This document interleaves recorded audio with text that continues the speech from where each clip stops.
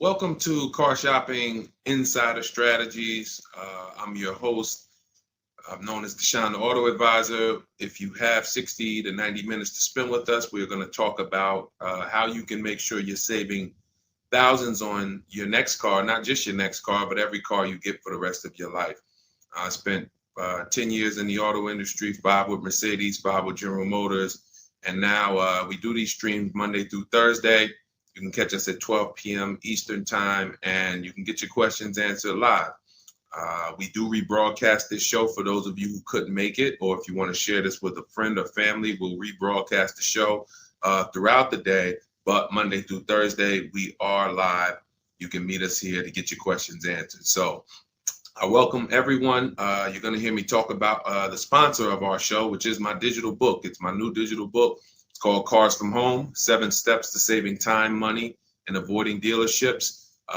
We've gotten hundreds of testimonials and we've gotten lots of reviews on this book. People like you using it to get below market purchases, below market leases, below market new cars, all from home. 99% of your transaction should be from home. That's how you put dealers against each other. That's how you see the whole market. The only reason you should be in a dealership is to test drive your cars, is to have your car appraised if you're going to sell it, and to pick up your car if that dealership doesn't deliver. So we're going to get into some serious Q&A. I see we got a lot of people checking in on TikTok. Good to see you, Cindy, Cowboys, Hoop You 42, EJ Mobile. You guys can feel free to start typing your questions. I have my man Dolan in the background moderating, and he's going to bring in all the questions we get so that we can make sure that everyone gets an answer. All right. So feel free to start typing. We do have a welcome special from my new digital book. It's normally $97, but for 30 minutes, you can get yours for $24. That's 75% off because I want you to have this information and I don't want money to be a barrier to you having this information. So you can get yours for $24. If you get to my TikTok bio, the Instagram bio, the YouTube comments, and the Facebook comments before 30 minutes, you got yours for $24. It's worth $97 and more, but $24 is better. I'd love for you to have that special. So feel free to start typing and we'll get to it. Nigel, Kodak, good to see you. Rob, Enrique, this is our Wednesday, May 7th live show. So for those of you who may want to know, are we actually live? I'm going to be saying the dates on the show just so everyone who is live knows that we are live and they can actually type your questions. So while you guys are typing, I want to tell you about this 7-step system that you want to be operating in. You don't want to be out here winging the car buying process anymore, the car shopping process anymore. This is 7 steps. Whether it doesn't matter whether you're a high mileage driver, bad credit person, good credit person, lease person, purchase person. 7 steps. First step is the most important question. How many years are you keeping your next car? This is the most important question because we need to know how are we going to beat depreciation. Depreciation is what we call the unseen expense. If you buy a car today for $40,000, you don't drive the car 1 single mile. You don't even drive it. Say you don't need it. You park it outside your house for 1 year. $40,000 car. Come back in a year, what's that car worth? Throw some numbers out there. Your brand new car, $40,000. It could be a used car too. You bought the car, you drop it outside your house, you never touched it. Is that car worth $40,000 1 year later? Didn't drive 1 mile. Didn't drive 1 mile.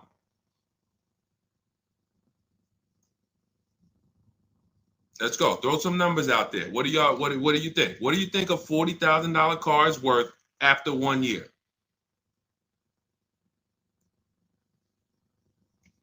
Let's go.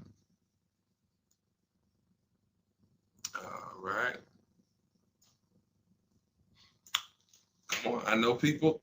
Let's get. I sometimes listen.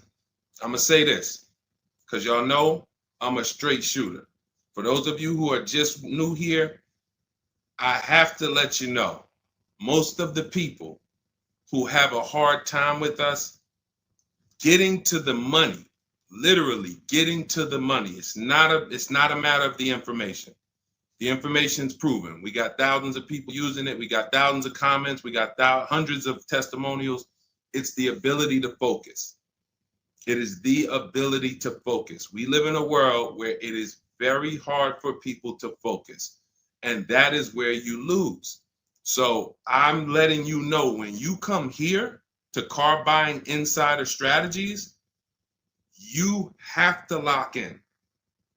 If you're going to be here, if not, you're not going to be able to win. You're not going to be able to use what we teach to literally dominate your car buying processes and have total wins, like Milligan, almost $30,000 off an electric car.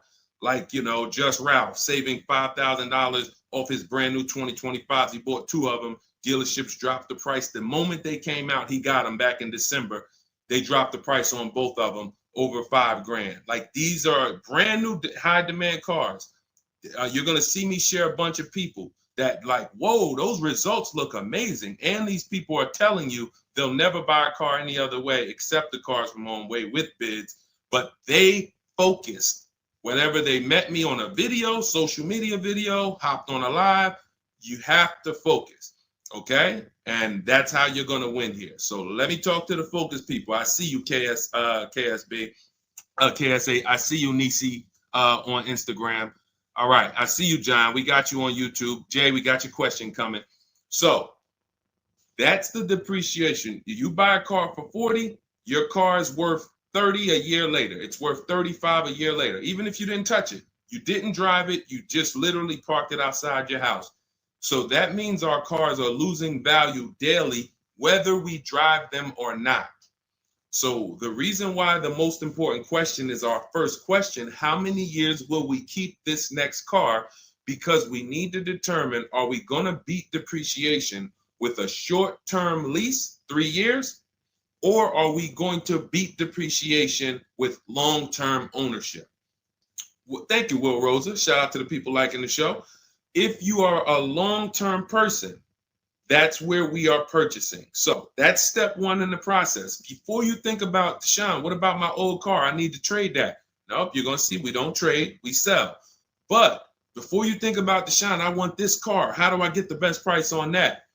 Before I think about anything, we are thinking about how are we going to beat the unseen expense, depreciation, because that is what most people overlook, and depreciation kills them, and they don't realize how much depreciation has killed them until they come years later to try to replace their car, and they're like, wow, that's all my old car is worth? Who's had that happen? Who understands that every time you have gone to replace your old car, if you replaced it in 3 years, 5 years, 6 years, besides the pandemic, when every single car was worth $7,000 more than what it was really worth, so you could buy anything and you could win. Besides those times, isn't it more likely that you went to replace your car and you're like, whoa, that's all this car is worth? Man, that's all you're giving me?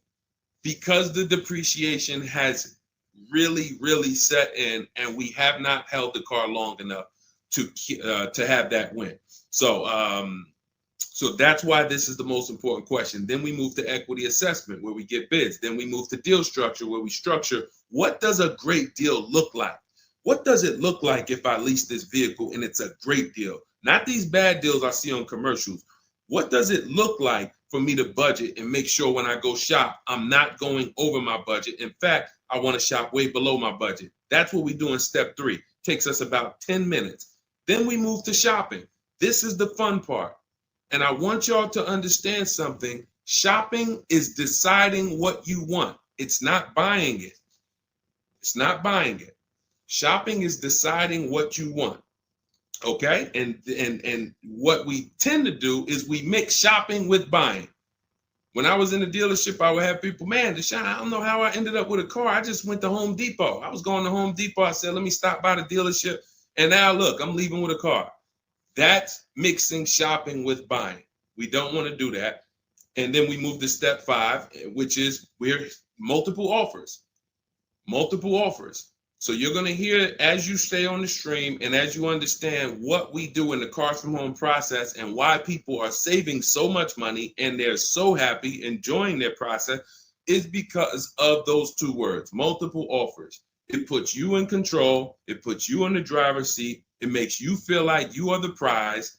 You're not begging anymore. Who's been in a dealership feeling like, man, why am I begging these people to take my money? Will anyone be honest? Anybody be honest and say, man, anytime you've been in the dealership, have you ever felt like, why am I begging these guys for me to give them $20,000 of my money, $50,000 of my money? So what we're going to do is when you start getting multiple offers, you're going to see, whoa, this thing flips on its head. Now they're coming to me. Okay, so this is just initial mindset of the difference with the Cars from Home process. Step 6, we go and tie up our paperwork. Again, if you notice, all of this stuff I'm talking about is done from home. The only thing we do in that dealership is test drive, come on home. And you're going to start now enjoying your test drives.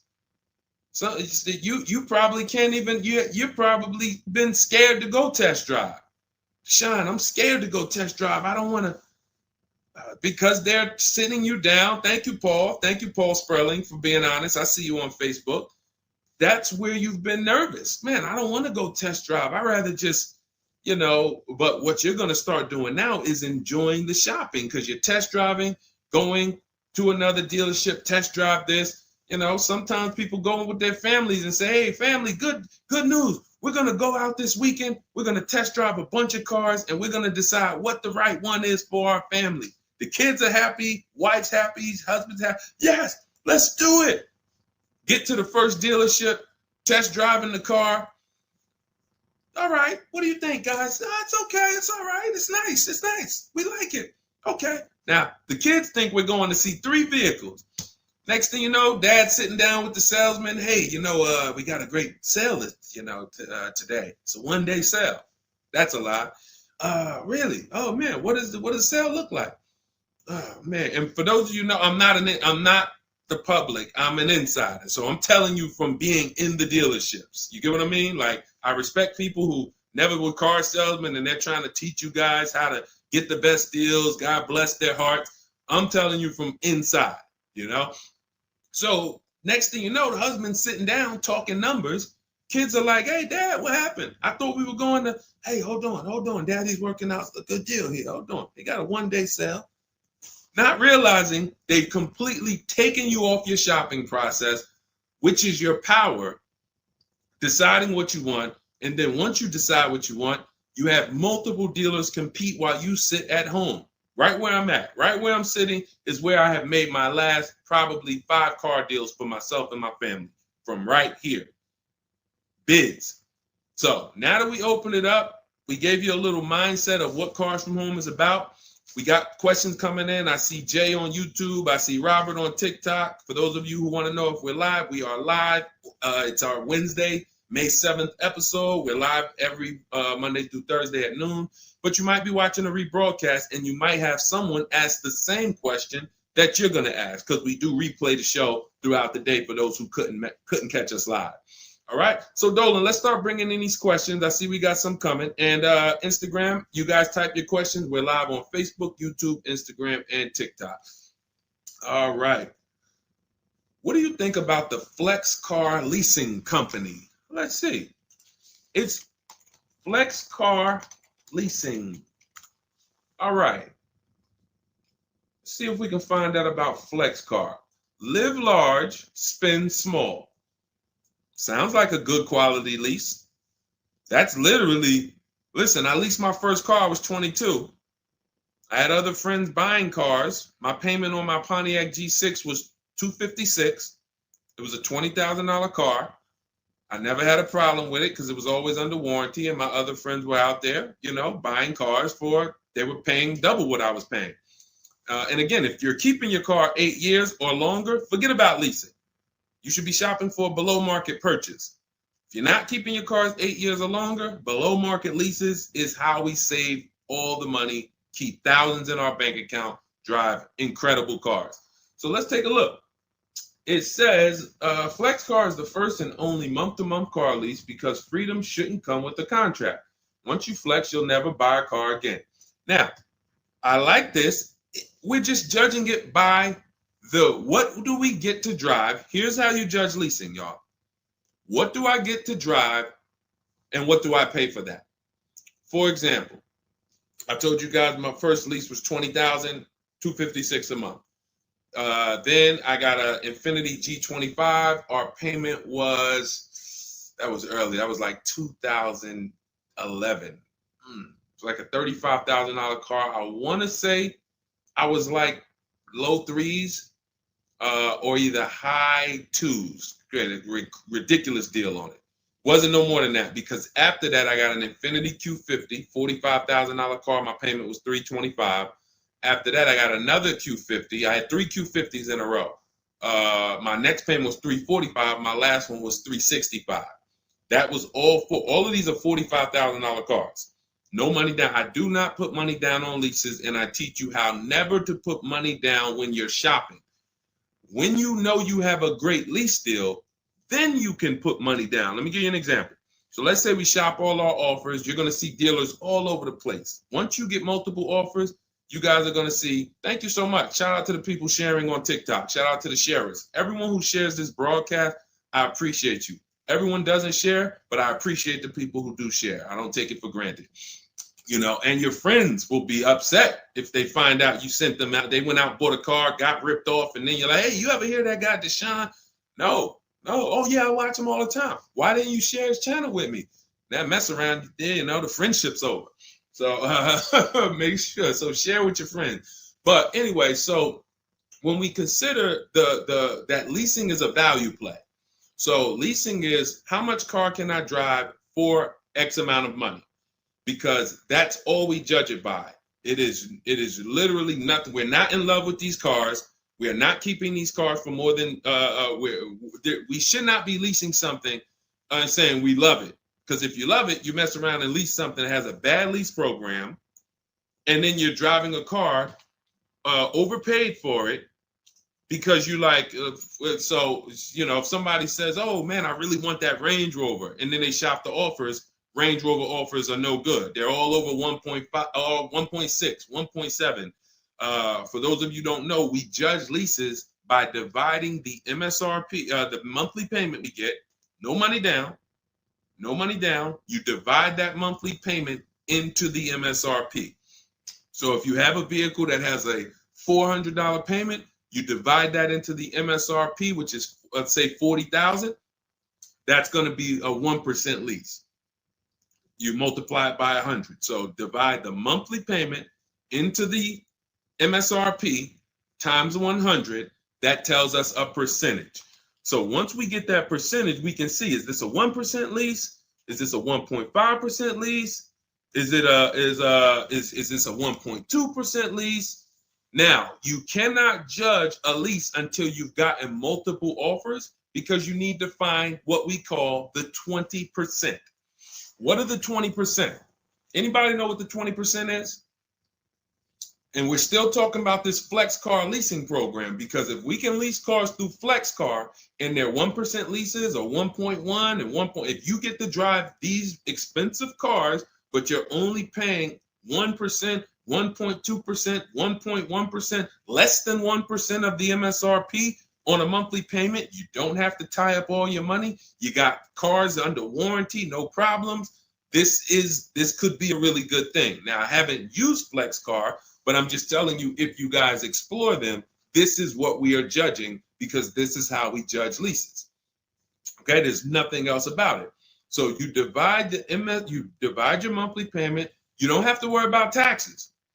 Here's why you don't have to worry about taxes. And here's why you also don't have to. We're just talking about leasing. So let's continue to ask questions about used. I don't know if more people are just interested in leasing. Maybe you guys can help me out. Is it that more people are interested in leasing because we get a lot of questions about it? You know, we have systems for pre-owned cars. Shopping deals with getting below market pre-owned cars, getting below market new cars.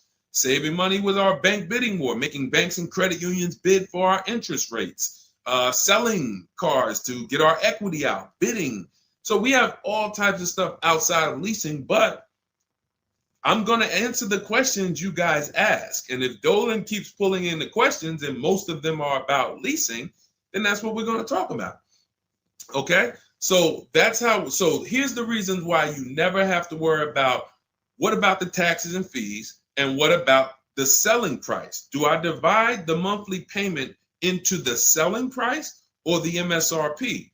Well, you're going to do it on the MSRP. That's that sticker price. I'm going to show you guys an example here on the screen so you can see. This is a sticker, window sticker, and you can see, Dolan, can you snatch that? Thank you so much, Dolan. The total MSRP right here, that's your MSRP.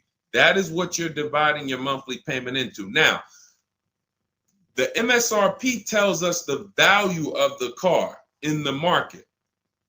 The MSRP tells us the value of the of the car in the market.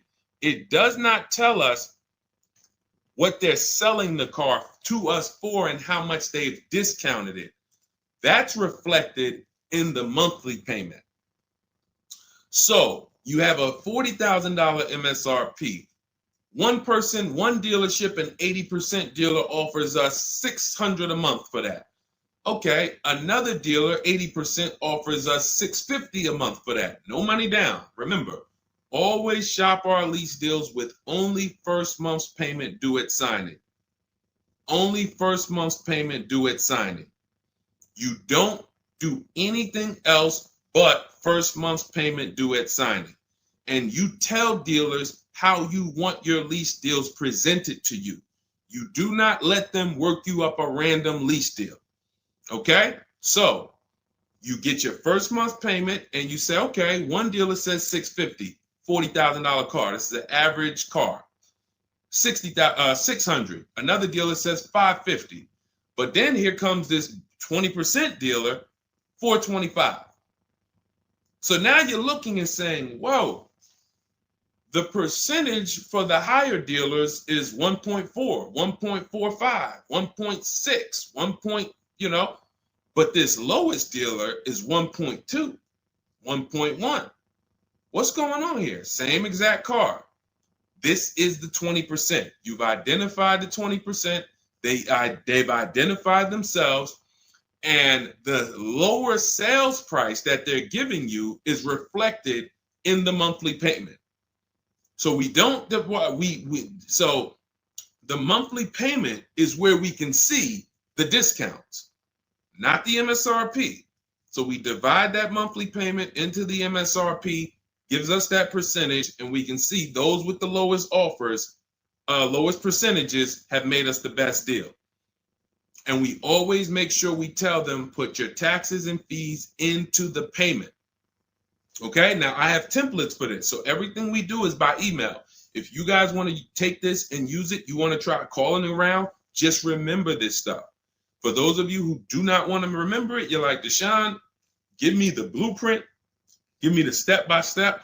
We have everything in my digital book, Cars from Home, 7 Steps to Saving Time, Money, and Avoiding Dealership. I wrote the templates out. You just fill them in, blast them out. We show you something we call the 25-to-5 strategy, where you connect with 25 dealers in 20 minutes, and your goal will be to get 5 offers. So as our welcome offer, you can get your copy for 75% off, normally $97. But if you head to my TikTok bio, you won't leave the show, Instagram bio, YouTube comments, or the Facebook comments, you can get yours for $24, which is going to be 75% off. It's a digital book. You'll have it by the end of the stream.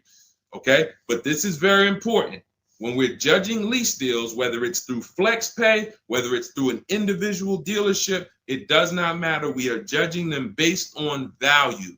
And the lower percentage I'm paying to drive X amount of car, the better value that we're getting. Okay? That makes sense? Type dollar signs if that makes sense. If anybody needs me to go deeper on that, we can certainly go deeper. Okay? I just had to, there's somebody named Pop. We blocked him on TikTok. He said, talk too much drama to drive a car. He never say that with a house. And if he would, he's totally ignorant. And here's the thing. We have been taught by the auto industry, a multi-billion-dollar industry, that we know as the public takes advantage of people and rips them off. As an industry, not every dealer, but as an industry, they take advantage. They do not get sued. We have people who are driving the same cars, paying $200 more, same exact car. No one is getting lawsuits. You're ripping us off because you've taught us that we should be able to come into the dealership, make a $30,000 transaction on the low side. The average car price is probably 40, 45 grand. They've taught us that they've taught us we should be able to make that decision in 1 hour with no real competition and no real information.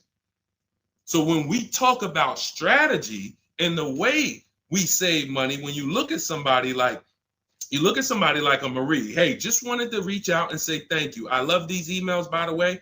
Those of you who have my book, who are using it, please continue to send me these types of emails. Marie said, just wanted to reach out and thank you. Using the guide, I saved over $13,000 off MSRP, got my payment to be hundreds lower per month and maintenance included with no money down.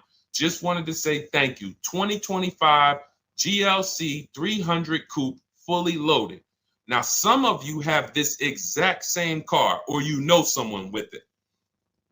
You know someone with it. And they probably went out, got it traditionally in 2 hours, did very little shopping because they wanted this car. But Marie used the cars from home process, got my book, $24. Hopefully she got it at the welcome offer for $24.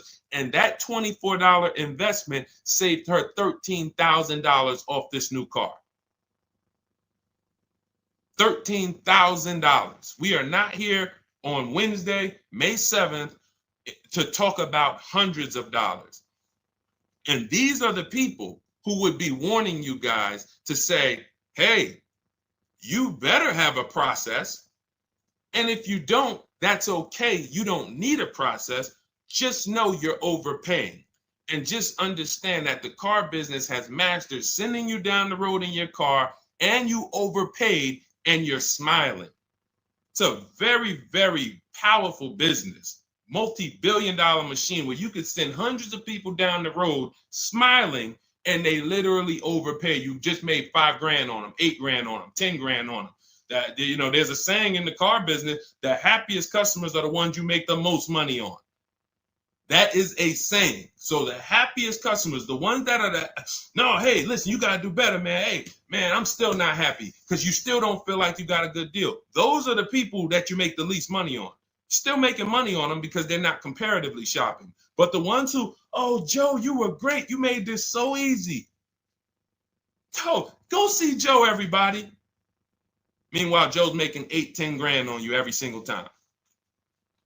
So appreciate the people who value having a process for the most expensive purchase some of them are going to make. We're not buying homes like we used to. So some people, cars are going to be the most expensive purchase that you make. So I appreciate the people who value how serious that process is. All right, Dolan, let's keep them going. Next question. We got a lot more coming in. Lady V, how are you? What are the major updates for the car buying strategy? Oh, are you in Cars from Home? I announced, Lady V, let me know, because it sounds like you're talking about a post I made to our private group. Actually, if you check Leasing Like a Boss, what we just did is we turned our 25 to 5 shopping process, which was you. By the way, guys, this is somebody, we have 2,300 people in our inner circle who use the Cars from Home strategy. They don't like reading, not all of them. They prefer videos and coaching. We have coaching calls first and third Wednesday. We got one this afternoon. But what she's asking, I announced that we were upgrading again our process because we made it even shorter. And guys, we're getting cars in 45 minutes. We're getting lease deals in 45 minutes over a 3-day period, 45, 60 minutes. Literally, we are having people bid in a process that used to take us, even our people who are good. Like you look at somebody like Rosalie. Rosalie, some of you know if you've been on the stream, I continue to celebrate her. She got 3 cars. At once, she had to get 3 cars for her sons. A Nissan Rogue, $36,399 a month, sign and drive. CX-30, $28,000, $339 sign and drive. That's a 1.2% lease. And then Mazda CX-50, $40,000 vehicle, $420. 1% leases, and then one, just killing it. Probably. And then she got $6,700 selling her old leases. She sold 2 leases because in step 2 of our process, we teach you how to sell not just your cars that you own or that you finance. Who didn't know you could sell a lease? Type me. Let me ask this too. Who didn't know you could sell a car that you did not have the title for? It's not paid off yet. Let's ask both. Who didn't know both of those? Because I've seen people in my career that say, listen, Deshone, as soon as I make my last payment, I'm coming to get that. As soon as I get the title. And I'm like, where did you think that you had to wait for the title paid off to? So who didn't know that? So literally, I see you, Nina. Thanks for being honest. Appreciate you. All right. Thank you, yours truly. I appreciate the people who are always willing to be honest, because you're the ones who are going to really, if you can't get the bad news, you are literally not going to be able to get to the good news. Like, you got to realize the people who they have a very tough time is they just think, Deshone, I know way more than you. Even though you've been in this thing since 2006, you got all this experience, you done worked for this, been a finance manager, had your own brokerage. Deshone, I still think that I know this more than you. Very tough time helping them. But other people, you guys can win very simply. So when we look, she's asking, we were getting these cars in roughly an hour and a half, 2 hours from home. Now I'm doing it in about 60 minutes, but I created a quicker process, cut some things out, and we just are uploading new things to our membership page that are going to have people literally popping in over a 3-day period. Morning, 10 minutes, afternoon, 10 minutes, evening, 10 minutes. You do that by your second day, you're going to have 5, 6 offers, 7 offers, and be ready to close the deal. Like that quick. That quick. I'm always about quicker. Deshone, y'all getting cars in an hour and a half from home. Yeah, but can we do it quicker? So that's what we got. So check Leasing Like a Boss, and you'll see some of the new videos already in there. And thank you, Daniel. He said it's worth the price. And it's in the book. So very important to understand. Everything we're talking about, guys, you can get it for $24. If you get to the book before the 30-minute welcome offer expires. This is the same system. Some people just like videos and coaching in our community, 1,600 people in it. They want to be in that. Like, let's do this together. Let me ask more questions. We can't answer questions for people who have the book. Unless you pop on a live and you catch me here. So thanks, Lady V. But yes, check out the membership page and you'll see all of the new videos in day 5 for the 25 to 5 strategy. It just got quicker. All right, go ahead, Dolan. Pull the next one up. All right. And every time y'all hear something that you like, can you continue to run up these likes on TikTok? Appreciate it. I see we're about 300 now. But if y'all can continue to run those likes up, it means a lot. It lets TikTok know, hey, they're talking some serious stuff over here. Let's bring some more people over here so more people can benefit. My man Paul Sperling on Facebook. How are you? Are there dealerships that won't allow you to lease unless you use their financing and not use your own credit union? This is a great question. Wanted to know if it was true because Genesis Salesman told me that. Great question. So Paul, with a lease, we must use the dealer's bank or the manufacturer's bank. It's not like a finance where we can go and we can get our own financing. We can shop around for our own financing. And the reason we're doing that is to make sure that they're not overcharging us for the financing. So we have a process we call the bank bidding war, where we strategically let tons of banks and credit unions shop our credit without it lowering our credit score with all these inquiries. And we do it within a window, and it allows it to only show, it only affects our score as one hard inquiry. So these are the steps we take to make sure we are not overpaying. Thank you, y'all. Yali 288, #1 gifted badge. Appreciate you. But on a lease, it's different. We must go through the dealer's bank. Now, here's what could happen. With a lease, there's something called a money factor, which is an interest rate. That's an interest rate on a lease. It's called a money factor. Now, dealerships, if they know you are not shopping, and some, the 80%, even if they know you're shopping, they're going to mark up the money factor. So they're going to create and quote you with a higher money factor. This is why going in and asking for the invoice does not matter. You don't know what the hidden money is. What are the rebates? What is the incentives? What is the money factor? You don't know. Did you mark it up? Did you not?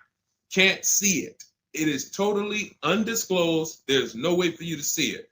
So how do we make sure this doesn't happen? Multiple offers. Because when we know you're shopping now, and again, you're going to see as you guys get multiple offers, sometimes it's not going to matter. You're still going to see offers that are extremely high. And you're like, these guys are still quoting us high, even though they know we're shopping. Correct. Because this is what they sell their cars for. And they will sell this car to someone else for the higher price who does not have strategies before they discount it to sell it to you. They would much rather say, Mr. Customer, that's my best deal. I'm sorry if it's not in your budget, but that is my best deal. They're not lying because they're going to sell that car to someone else who does not have strategy, who will gladly pay it. But once you begin to shop around, you're going to see, like I have a market report up. Can you snatch that question down for 1 second, Dolan? There's a market report up here on the screen for an Infiniti QX60 Lux. It's a $61,000 vehicle. Now we can see so far, and this was literally when we got 4 offers. Now what you're going to be getting is at least 5 to 7, and then you make your decision. Only vehicles that are very scarce, you're going to see less than 4 offers, or less than 5 offers. And then at which point, we usually make a decision on, do we want this vehicle or do we want to hold off and maybe check back next month, because we need competition. But in most cases, you're going to see plenty of offers come through, 5 offers, 7 offers. This is how most market reports look that we prepare. We prepare these for people, and this is what we teach you to do for yourself. So as you can see, $61,000 vehicle. One deal is at $873. Sign and drive, no money down. One dealer is at $889.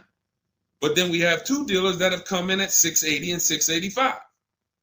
$200 apart. So now there are people in these other dealers that are at $800, almost $900 a month, negotiating. Come on, man, can you get me down under 8?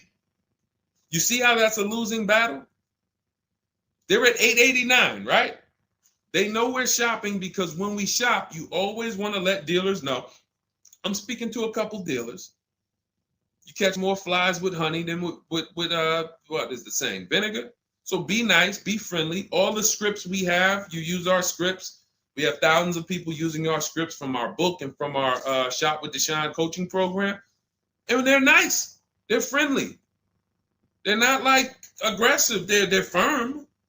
But when you're talking to dealers, just be, hey, I'm shopping around. Hey, and you're still going to see, that's my best price, $800. That's how you know. Don't get emotional. This is the 80% Deshone told us about. Don't expect them to do what the 20% does. Expect them to be high. You're $150 higher than the other dealerships. Are you going to come down? No. No. Because 16 million new people buy new cars a year. And sorry, I'm glad you got strategy, and I'm glad you know how to find this 20% dealer that's $150 less a month than me. But that's not going to change the fact that I'm going to sell this car to someone else. And they'll try to lean on you and say, well, do you want it? Because, hey, that's our price. No, I'm sorry. We don't want it. Thank you so much, though. So this is what we're dealing with when we are dealing with car salesmen. which is why you must shop multiple offers to be able to get your best offer. Now, when we look, going back to yours truly's question about, can you pull that question back up about the shopping for the lease financing? It wasn't yours truly's question, I don't think, Dolan. Whatever the last question was, because what we're talking about is in those $800 a month payments, what is making those high payments so high? It may not be that they're not discounting only. It might be that they're not giving a big discount, and the finance managers are so used to robbing people that they say, listen, every single lease quote that y'all quote, make sure you put 1 point in there for me. Every single lease quote. Do not bring me a lease customer if you don't have any padding in that money factor for me. And that's what they do. So they are not going to lower the money factor. They can't. There was salesmen. I remember when we were salesmen, they used to start negotiating the rate. Hey, what if I could get you down to 3.9 or 4.9? The finance manager come out and say, why are you saying that? You're giving away my money. You negotiate the car price. You negotiate with their trade with them. You don't negotiate my money, because the finance managers are like, hey, when it comes to that rate, that money factor, those interest rates, that's my money. And there are some dealers who have it built in, which is why you must comparison shop. You stay at home. Again, if you want to do it your way, you want to call around, you want to get at least 5 offers. Using our way, we'll show you how to get 5 offers, contact 25 dealers in 20 minutes, and then literally in minutes, you got offers coming into your inbox. But whether you're doing it our way or whether you're doing it your way, stop doing it their way. Their way is just come on in, think you can negotiate back and forth, and then once you hear a number that you feel like it sounds good, that's when you take it. Losing battle. Okay? Let's go, Dolan. Pull up the next one. All right, I see we got a lot of questions. We got Nina. For those of you who don't know, we are absolutely live. This is our Wednesday, May 7th live. We're live every Monday through Thursday at 12 noon, so you can meet us here. If you couldn't catch the whole stream, we will rebroadcast this show throughout the day, so you can have your friends, family watch it, or you can catch up on some of the things you missed. We'll replay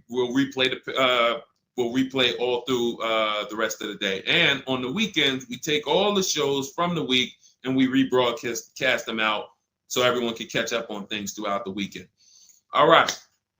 And most times you're going to hear someone ask the same question you were going to ask. All right. When getting quotes for your Adrian on Facebook, when getting quotes for your car for trade, who all should you get quotes from? This is a great question, Adrian. 6 companies right now. 6 companies. And we could throw a 7th in because Rosalie sold hers to We Buy Any Car. So this is step 2, guys. This is called the equity assessment, because we don't trade. Trade is a curse word here. The only people who have to trade using our system are people who buried themselves in negative equity, and now we're working a transaction to get them out of it. They can't pay the difference, so they have to trade their car into whoever wins the bid.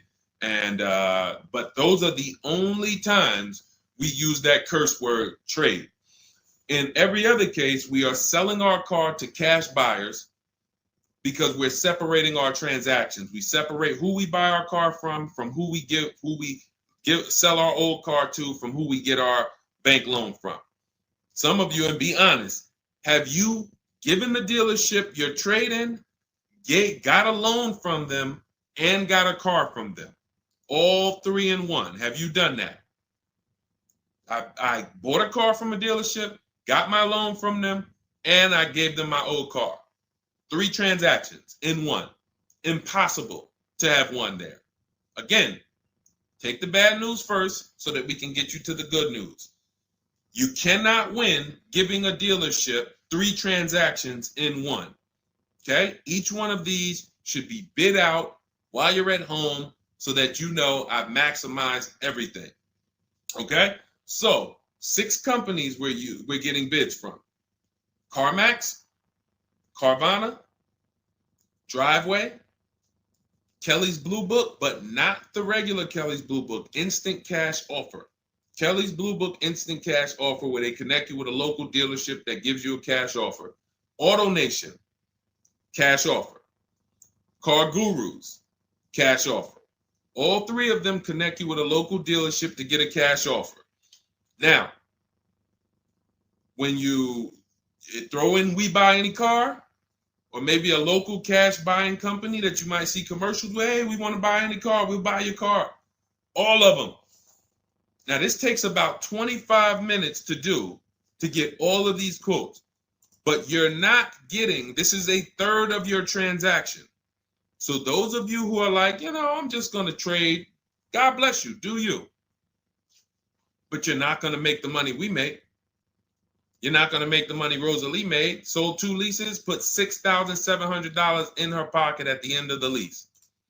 And what many of you, do I still have Melissa's See, Melissa, many of you who are going to learn that you have not been a long-term person and you have been buying your cars, you're going to get your bids, and then you're going to put a ton of money in your bank account because you're going to lease with no money down.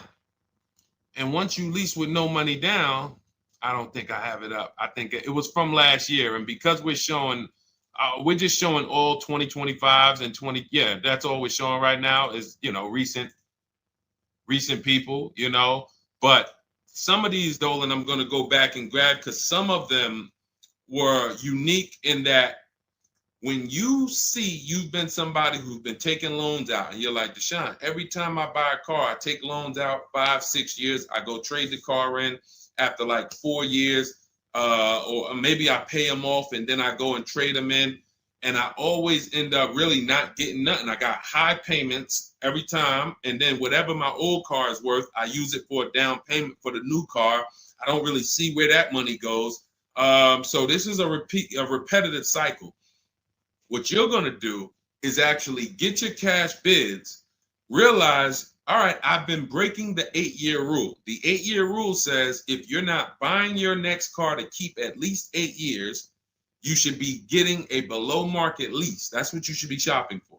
That's going to save you thousands upon thousands of dollars more, and you're going to drive better vehicles. If you're keeping your car more than 8 years, then you should be shopping for a below market purchase, new or used, based on your budget and your values. So the 8-year rule. So you say, man, I've been breaking this 8-year rule. I'm not keeping these cars 8 years. Let me go and shop for my below market lease next time. So my normal car that I would normally trade in, not really see where that money's going. Now I'm going to bid that out to CarMax, Driveway, Carvana, Kelly's Blue Book Instant Cash Offer, Driveway, Car Gurus, and We Buy Any Car. I'm going to see the highest bidder. The highest bidder might be like, because Melissa, I think she made like $14,000. She had like a 5-year-old car that she would normally trade, but it was paid off. And she's like, all right, I'm not going to go and use this as a trade and buy something else. She gets like, you're going to have like 12 grand equity, 15 grand equity. Beautiful. And what's going to happen is when you shop for your below market lease, you're shopping with only first month's payment due at signing. So you find your lease, you've already been paying super high payments because you've been purchasing. Now you're like, whoa, I could drive this new car and it's $200 less than what I've been paying. I don't got to put no money down on this thing. You pull out of there with a super low payment, new car, and you got a $12,000, $15,000 check going in your bank account. Got my car, and now I can see where my equity is going. It ain't going to you, dealership. It ain't going in that car. It's going in my bank. And this is, that's one of the most beautiful things I love to see. And it only happens for people who have been, unfortunately, programmed and brainwashed to buy cars. They don't keep them 8 years. And then when they come to the revelation, now it's like, boom, equity goes in the bank. I'm driving new cars for cents on the dollar. Beautiful. All right. And that's why you do the equity assessment before you shop. Step one, we decide how our 8-year rule. Are we buying to keep more than 8 years or less than 8 years? That's when we know, lease or purchase. Then step two, equity assessment. Let me see what my current car is worth. My current lease is worth. Can I make any money on it? Am I upside down? That's what we do at step 2. Okay, so once you guys really follow this process, your whole car buying is going to change. You'll be moving just like everybody else is moving. Just like Brian got his first lease. First lease using our system. He said, just finalized my first ever lease using your system. 2025 HRV Sport, all-wheel drive, $30,500 MSRP for $395 a month. 1.2% ratio. See, this is how you know people understand the car buying process. They talk just like me. They talk just like me.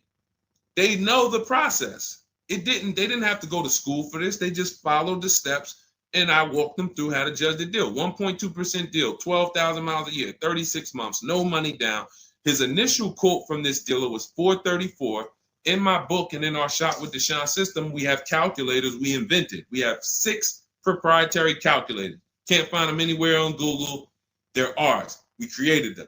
He used our calculator. We put all our offers into the calculator. It tells us what to counter. So he counter offered online or by email. His last offer was $395. They went from $434 to $395.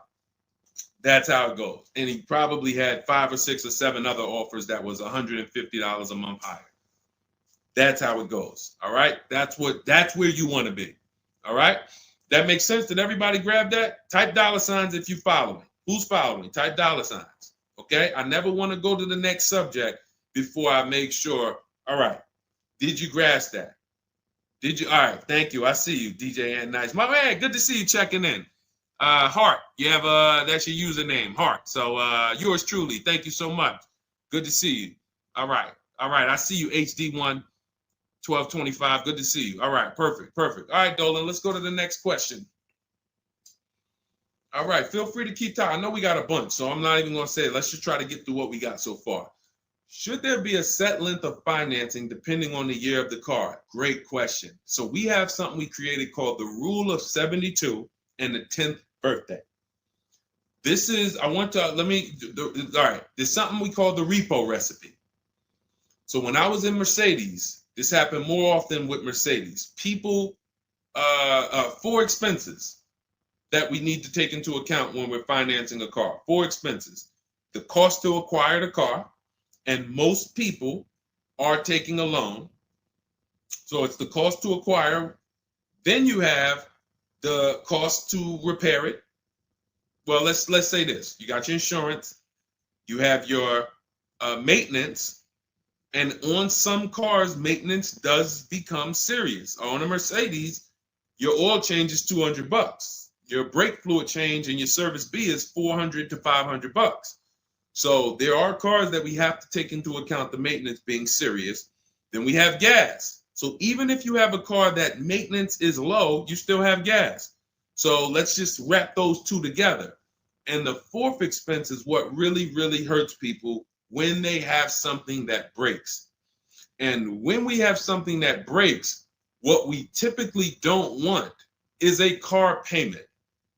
We don't want all of those expenses on top of things breaking. So what we really want to do, and this is a measure of when you're buying too much car for your real budget. If you can't buy a car and you afford it and can get, most of the loan is under warranty. So most of the loan that you have the car is under warranty. If you got a 5-year loan and you got 2 years without a warranty, okay, cool. You got a 6-year loan, you got 3 years without a warranty, okay. But you don't want a 6-year loan and 1 year you had a warranty and 5 years there's no warranty on a car that could, and you don't have the cash. These are things that we call the repo recipe, because when something breaks and you have a car payment and your insurance payment and they're telling you, wait, you need the maintenance, you just wait, I just put brakes and tires on this thing. This is enough for some people to say, whoa, I can't afford to put $5,000 into this car in 60 days. Or so how do we prevent this? We prevent this by making sure we're not taking a car or a loan too long for the year of the car.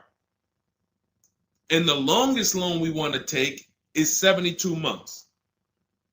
And so the reason why it's called the rule of 72 and the 10th birthday is because when you add up the year of the car and the number of years old the car is, I'm sorry, when you add up the year of the car and the year of the loan, the number of years on the loan, it should not pass 10. So if you're getting a 4-year-old car, you can take a 6-year loan.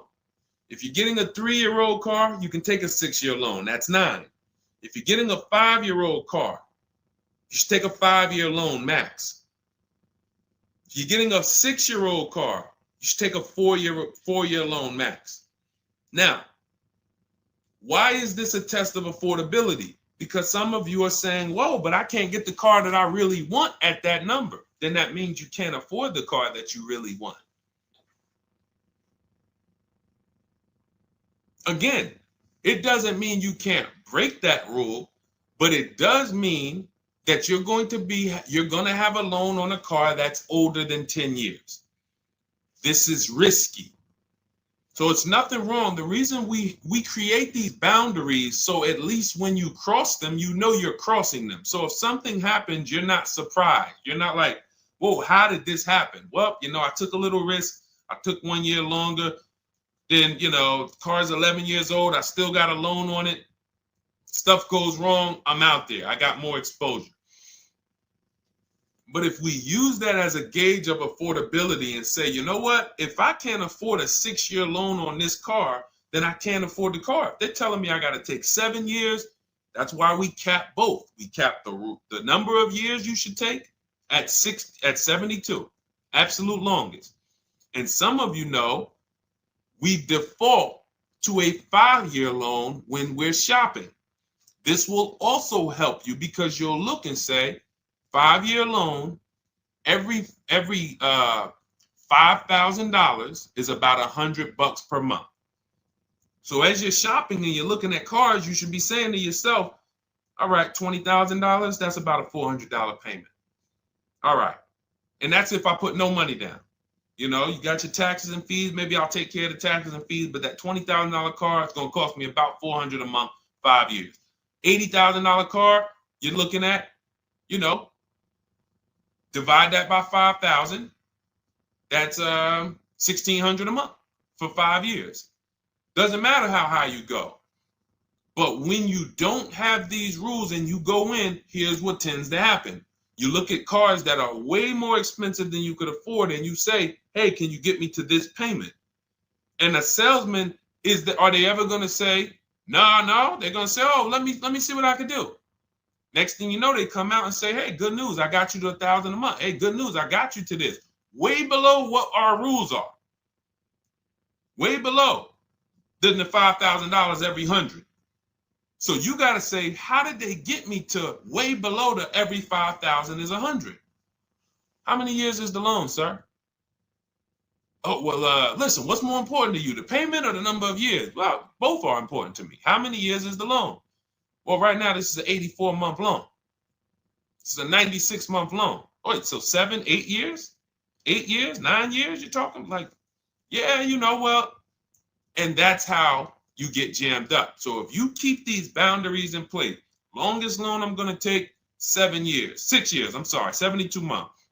When I'm shopping for a car, if I'm purchasing it, not leasing, I am looking and saying every $20,000, every $5,000 I'm going to borrow, it's going to cost me about $100 per month. If you do these things, look at the car. What's the year of the car? 5 years old? All right. Max I want to do on that car is a 5-year loan. Oh, it's only 3 years old? All right, I can stretch to a 6-year loan if necessary. You keep these boundaries, you will be safe. You stay far away from the repo recipe. When things tend to go wrong at that 9, 10 year, 11 year mark, you got to put some money into the car. Car is paid off. You don't have to worry. Okay? High dollar signs if you guys followed that, and we can move on to the next question. Everybody clear on that? Colin Moore, welcome to the community. New follower. We are live. It is our Wednesday, May 7th episode.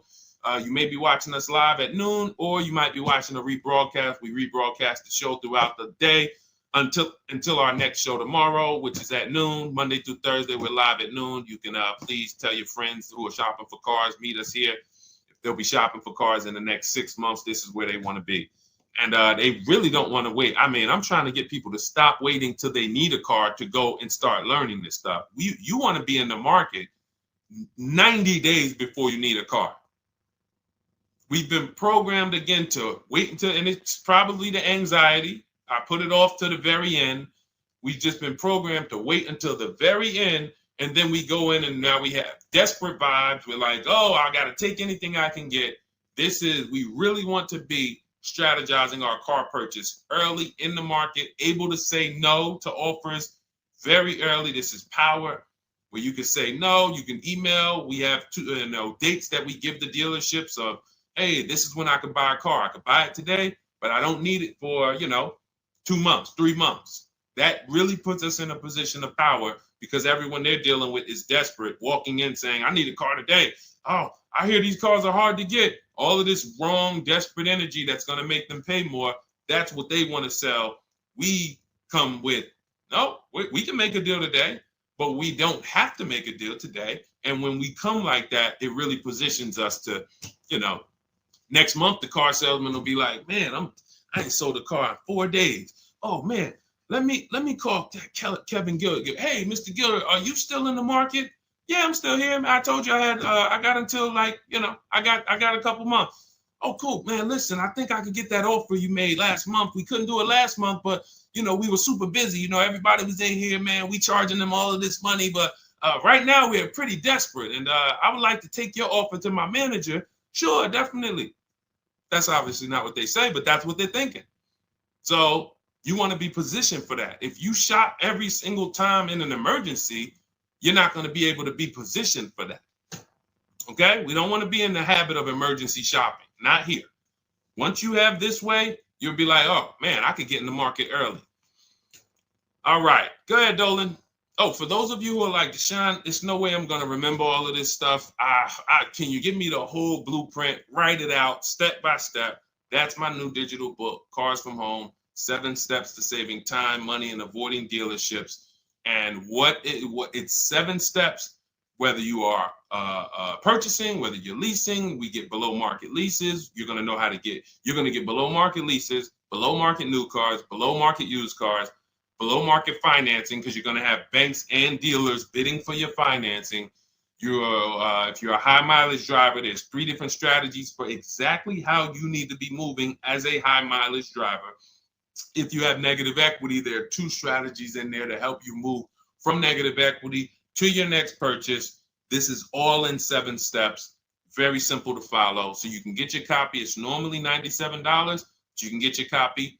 Part of our welcome offer, 30 minutes only. If you visited already and that timer started, once 30 minutes goes to 0, it is now $97, which is worth every penny. But I'd rather you get the welcome offer.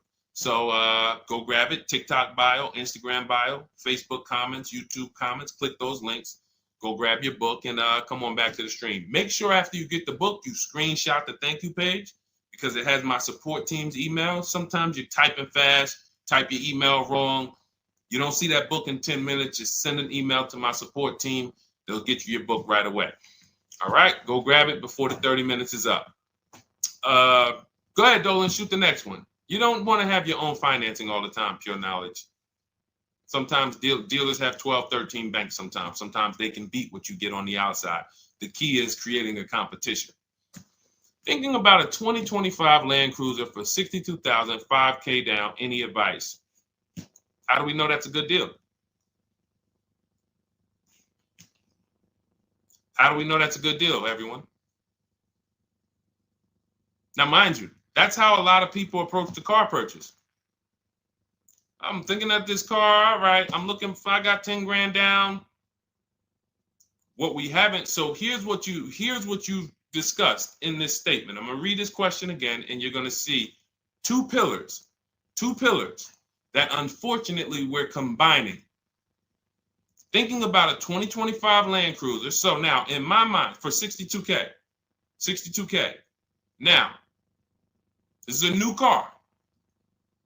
With our new car system, we use the bidding. Thank you so much, Daniel. See, Daniel knows. I think, Daniel, you have our book, Bidding the Market. So that's where we're missing everything. So now we're looking at the new car, which means what our process is, we're connecting with 25 dealers to get bids. If you said, Deshone, I called around, spoke to several Toyota dealerships, and the best dealer that I found who's going to offer me a car is going to give me $8,000 off. But I got 5 offers. I got 7 offers. Some people said they're not going to do any discount. Some people had $3,000 in fake fees and dealer adjustments. Some people had protection plans and they took off a little money, took off $5,000, but they had all of these fake fees. So it's really not even like they took off $5,000. But one dealer didn't have the fake fees and he discounted $8,000. Boom. That's a bid. You did it manually. Didn't do it our way. That's just fine. But that is allowing you to have the peace of mind that I'm getting a great price on the Toyota Land Cruiser. Separately now, we're moving to our financing because you said $5,000 down. Therefore, you're getting a loan. So we would now have banks and credit unions bid to now submit offers to you within a 24-hour period. You have all these banks, credit unions online bid for the loan. Get the best interest rate. We give the dealer a chance to see can they beat it. In which case we bid out the loan, we bid out the car purchase, and now and watch this. I'm home doing that before you even get home from your dealership. One visit, you're in the dealership 3 hours. I'm popping into my email minutes at a time, 15 minutes. I'm hopping on. I'm getting banks to bid in an hour. Everyone's bidding. Boom, boom. I'm getting dealerships to bid. You're still at the dealership. You're just meeting the salesman. You're still wondering, do they have a black one? Hey, he said he had a black one. He was going to pull it up. All right. He comes back with silver. Oh, you don't have black? Oh, no. Well, listen, somebody's trying to dig it up in the back. We're going to see. Why don't you drive this one and then maybe we'll see. Okay, listen, I'm here. Cars from home people, we here moving. We already gotten offers coming in. You still waiting for a test drive. This is how we move. So not only is our process and the way we shop the key to getting all these offers, like again, you look at somebody like this was crazy. Val Boss lady, $51,000 vehicle, zero maintenance, zero time. Look. She got a 1.1% lease on that. Let's look at where's Sean? My man Sean, because Sean was actually one of the $72,000 vehicle. He saved with the rebate and with the dealer discount. He saved $21,000 off of it. $21,000 off of it. He's sitting here chilling at home. Dealers, I'll take off 3,000. I'll take off 5. I'll take off 10. Oh, I'll take off 20. Whoa. So it's not only is it the money that we save, it's an easier, more fun process. So that's what you need to do. Like, step out of that old way.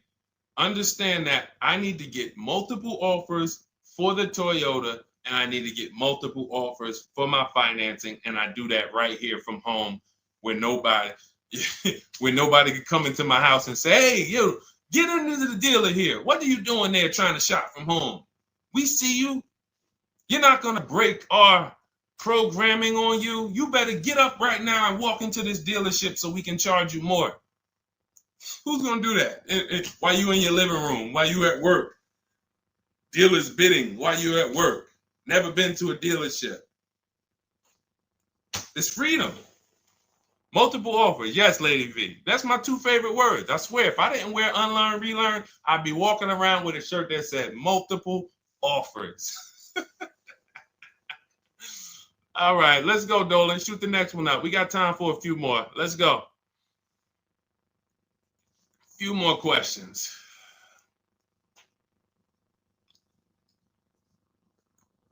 Atiba on Facebook. How is the best way to sell your personal car? Is that in the book? Yes, that's our equity assessment. Step 2. Step 2. Multiple offers. Get your 6 to 7 cash offers. And if you don't need to replace your car, just go and get your check. Do your inspection, get your check. Cash offers, CarMax, Driveway, Kelly's Blue Book Instant Cash Offer, Carvana, AutoNation, Car Gurus. You want to throw We Buy Any Car in there? 7 offers. Get your cash offers. Now, if you are replacing your car, we are timing the transaction. What that looks like is we get our bids for our old car, our current car, or our lease. We assess what our equity is, and then we go shop for the new car. And once we find the best offer for the new car, we then go in. We'll give the dealer a chance to match it, but they usually can't. Hey, I'm selling my car to We Buy Any Car. You know, they're giving me this. Can you beat it? No, that sounds crazy. I can't beat that, because they're not going to win 2 bids. They're not going to beat all of the new car dealers or the used car dealers to sell you a car. And then they can also beat all the used car cash buyers to buy your old car. They'll be out of business. So you go pick up your new car, drop off your old car, or go drop off your old car, get your check, drive over, pick up your new car. Maximize both transactions. It's a beautiful thing. That is the way it's done with us most of the time. Very rarely is the dealer we're picking up our car from the same one who's buying our old car. Very rarely. But yes, absolutely, that's in the book. All right, let's keep it going. Dolan, next one.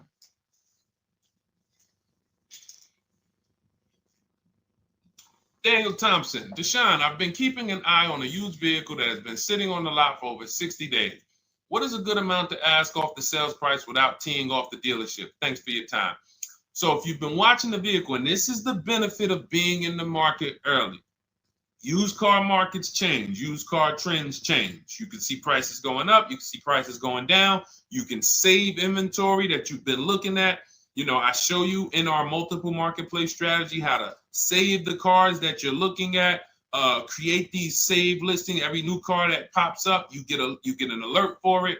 This is why when you know the market, like Daniel knows the market for this car, if he has on alerts, every new car that pops up, he knows about it first, and he can actually jump on that car quicker than anyone else, because other people will hesitate because they don't know the market. So they'll say, hey, what about this car? Oh, they just listed it today. It might not be a good deal. Well, Daniel will know if it's a good deal because he's been watching the market to know, yes, that's a good deal. No, it's not a good deal, because the really great deals where dealers say, hey, we're just going to move this car. We want it gone in 24, 48 hours.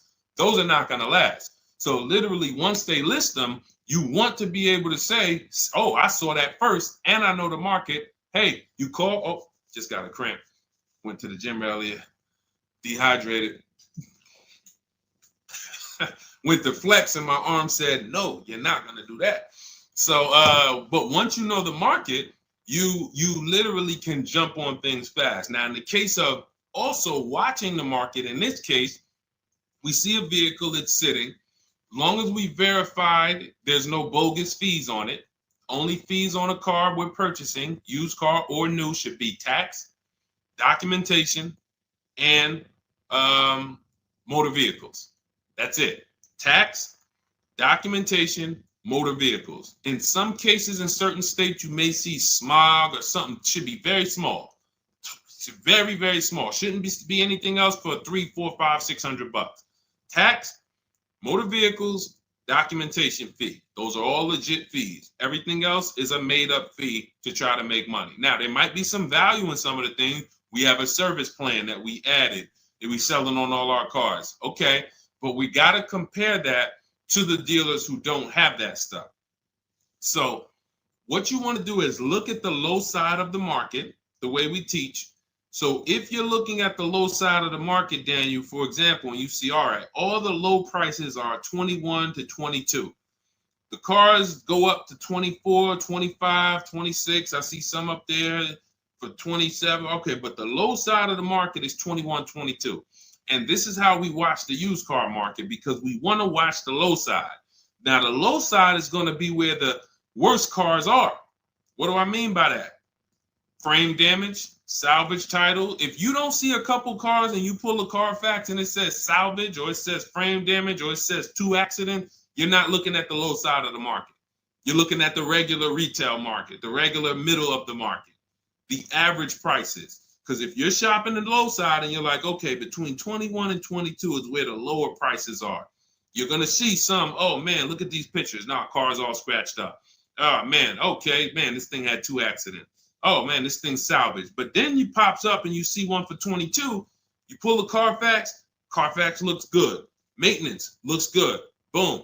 Oh, now you know. So Daniel, if you know the low side of the market, now you're trying to see maybe this car has been there. It's $2,000 more than the low side of the market, but maybe they're getting desperate.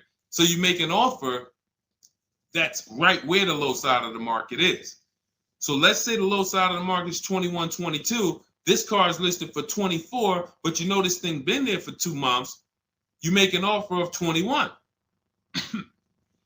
They might say, hey, listen, no way we can do that. Most we can do is 22.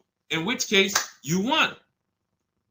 That's why you want to know where the low side of the market is. Because if they accept the offer and then your offer was too high, then you regret it.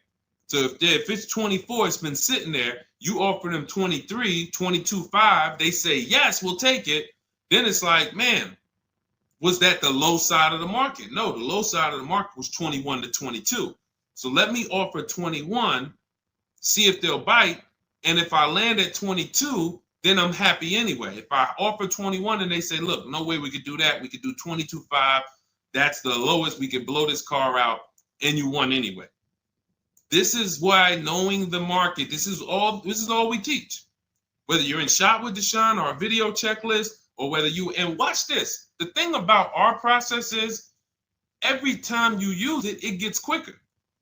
So the longest it's ever going to take you to get a car using Cars from Home is the first deal.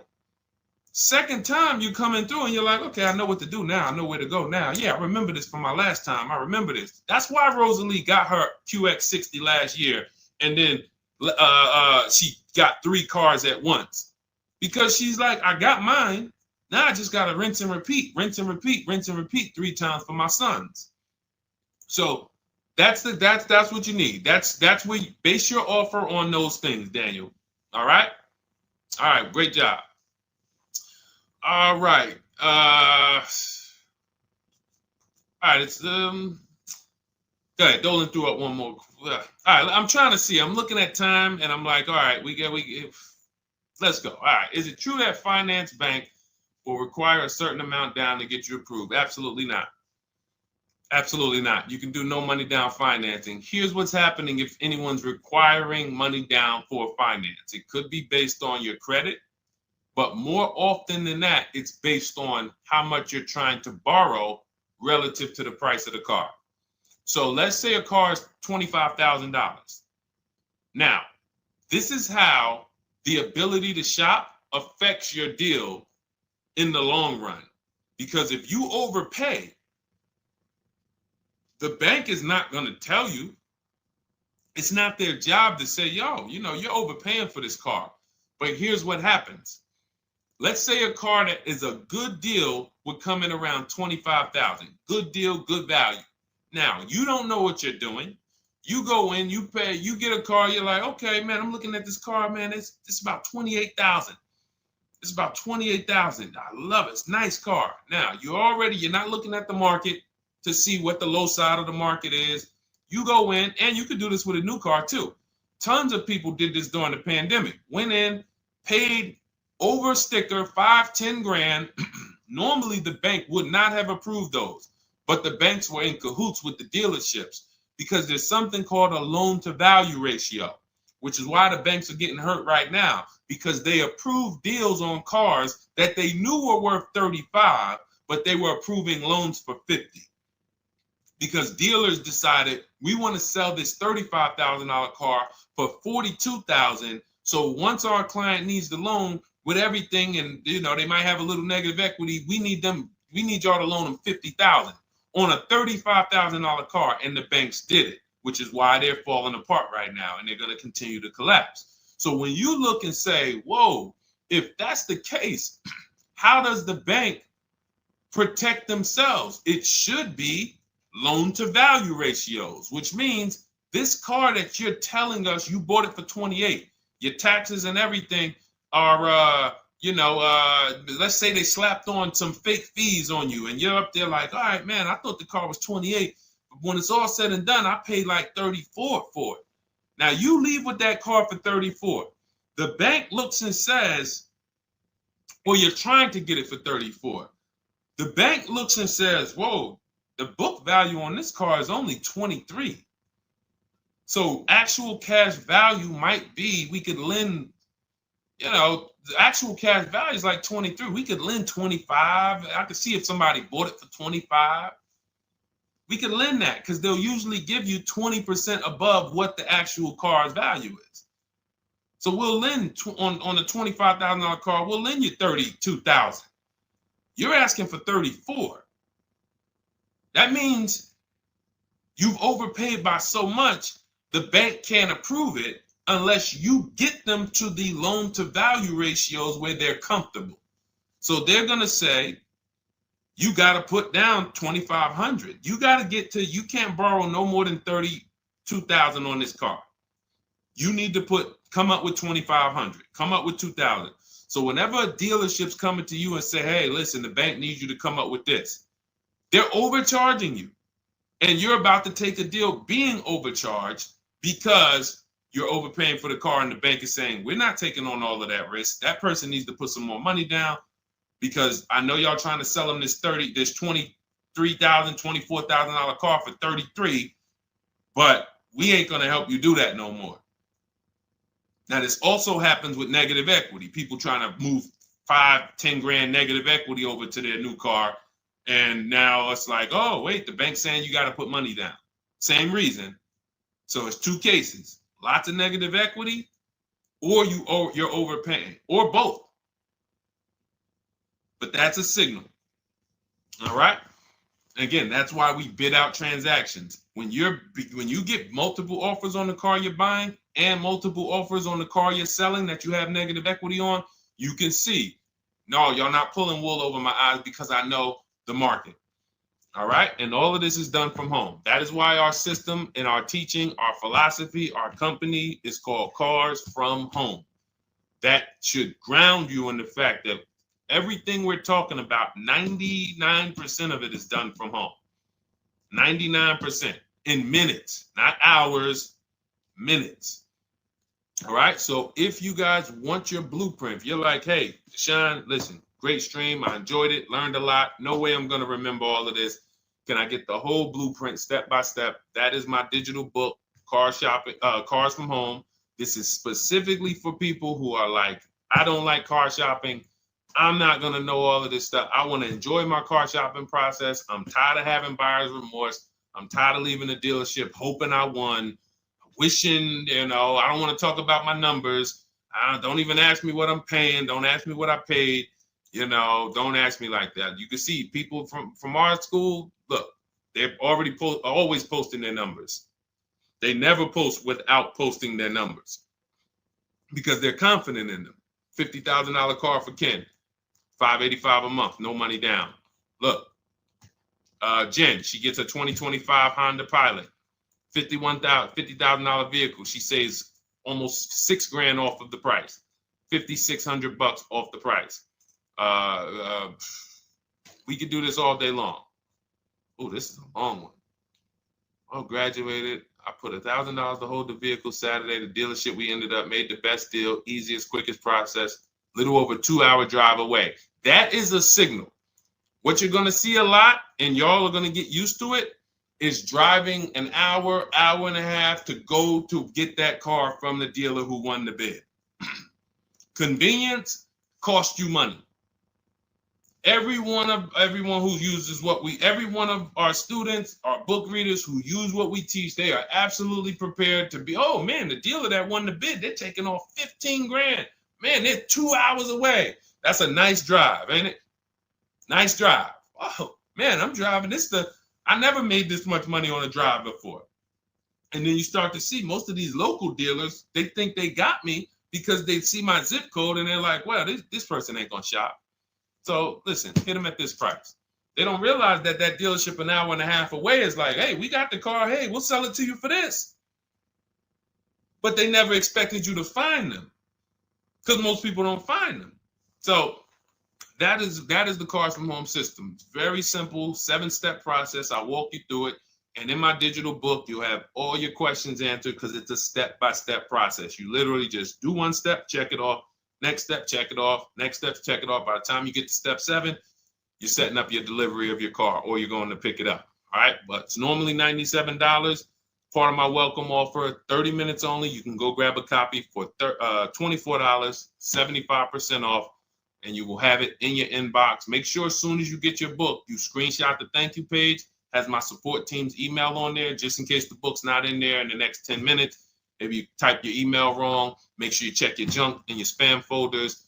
But go grab your copy. You'll have everything that we teach in a step-by-step manner. You'll be able to get cars in 60 minutes, 90 minutes from home, and you'll start to enjoy the car shopping process. All right. You'll be sending me your email just like Marie and Ken and Milligan, all of these people. You'll be sending me your deals. Okay. And for those of you, you have a different learning style, you can look into, you've been seeing us sharing a lot of these Facebook posts from our group. Our Cars from Home Shop with Deshone program is video checklist instead of book checklist. So if you're like, I'd rather have some, 3 to 5 minute videos that I can watch and walk me through the steps, that's our Cars from Home Shop with Deshone program. We have our private Facebook group where you got 1,600 people that have come before you. They're always answering questions. I'm in there 4 or 5 days a week. And then we do 2 coaching calls a month, first and third Wednesday. We actually got one shortly we're going to have. And, you get hands-on guidance. So that's hands-on, and some of you might like us to totally shop for you. That's going to depend on if you qualify. I would rather teach you to fish. The only reason we created Done For You is really for the wealthy people. I don't want you paying us to go shop for you. I would rather teach you to fish. But I know there are people who your time is so valuable, whether it's the money you make per hour.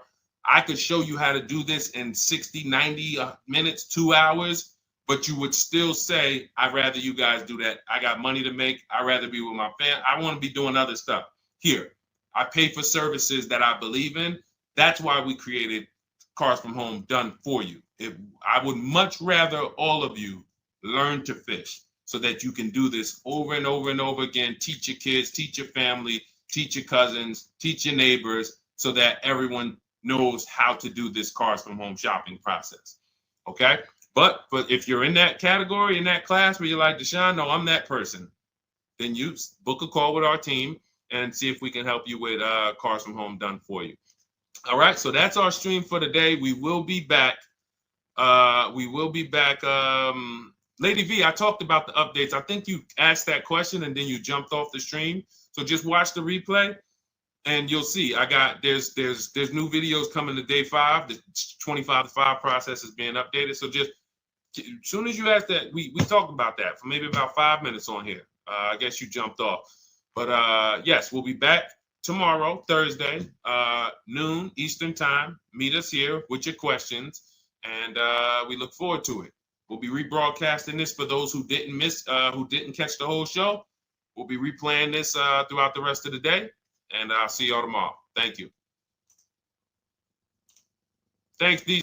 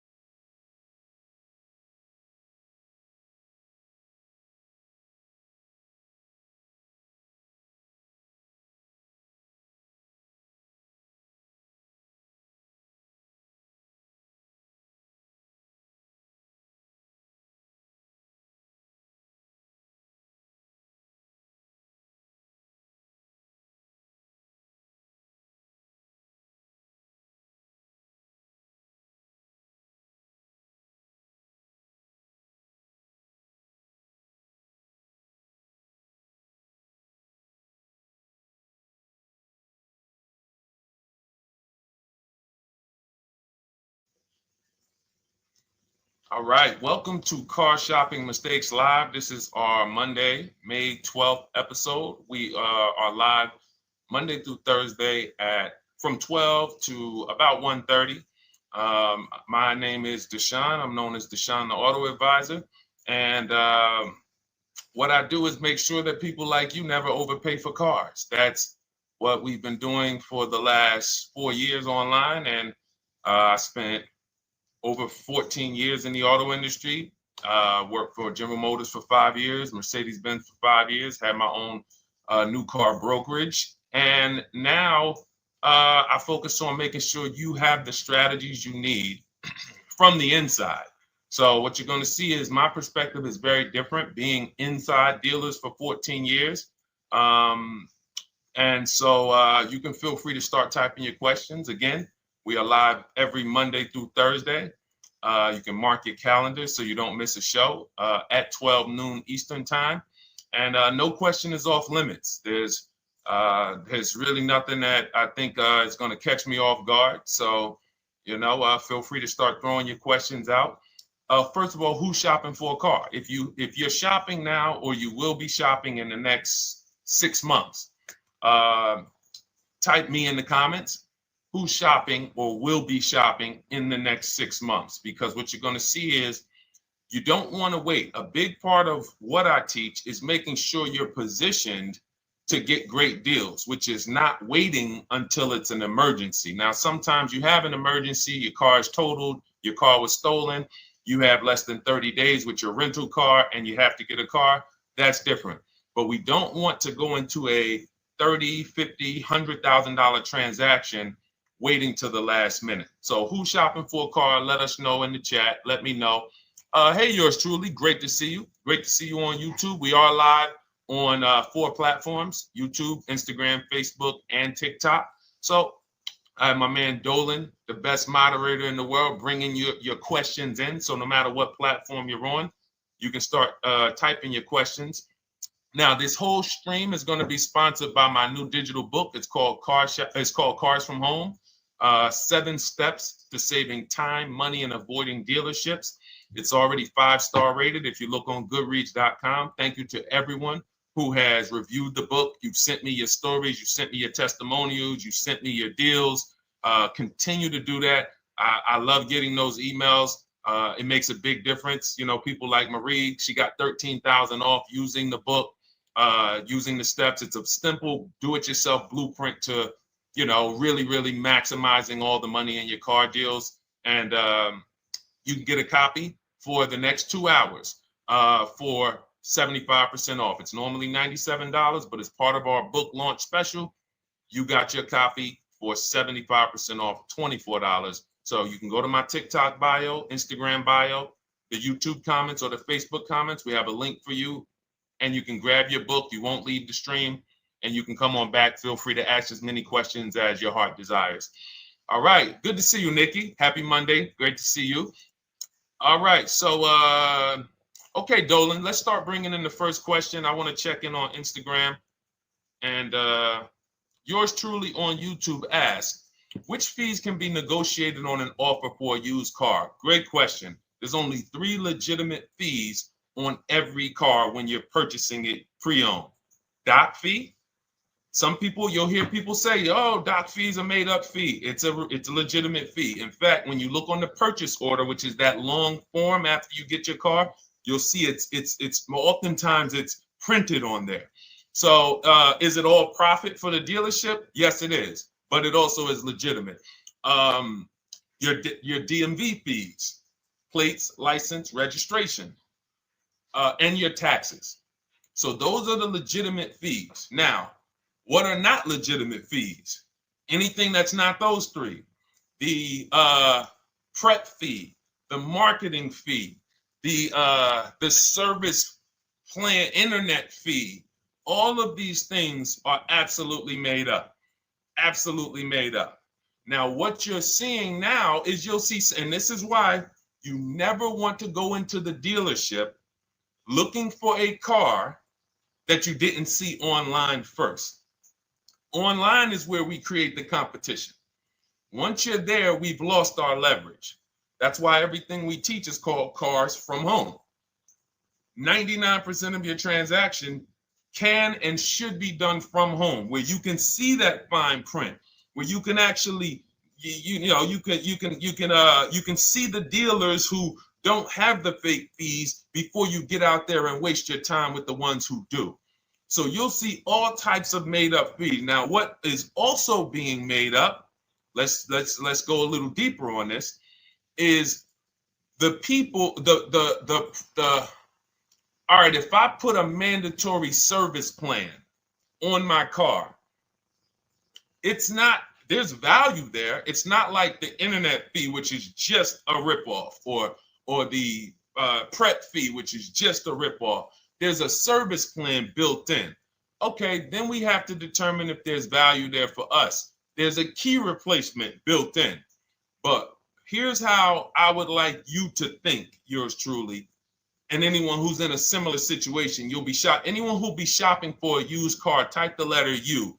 I want to drop a couple things for you to keep in mind and lock in. If you're going to be shopping for a pre-owned car, type the letter U. So yours truly, when we're looking at cars, what we want to do is we want to see. Oh, sorry, hold on. Thank you to everyone who shared this broadcast with a friend. I appreciate it. If everyone shares with one friend, we'll change the auto industry in less than a year. So you want to look at, as you're looking online, you want to be able to see the low side of the market for the car you're shopping for. So let me give you an example. Let's say you're shopping for once you have your budget, you want to try to get as new of a car as possible. If you don't see cars in that budget, go 1 year back. I always like to do 100 miles. You don't want to just do this neighborhood shopping, because again, as someone who's been in dealerships or who was in dealerships for 14 years, I can never be in dealerships now. No dealership I wouldn't want to work in a dealership, but there's no person who could tell you guys the unfiltered truth and be in a dealership. They're going to get fired. So, but here's what you'll see.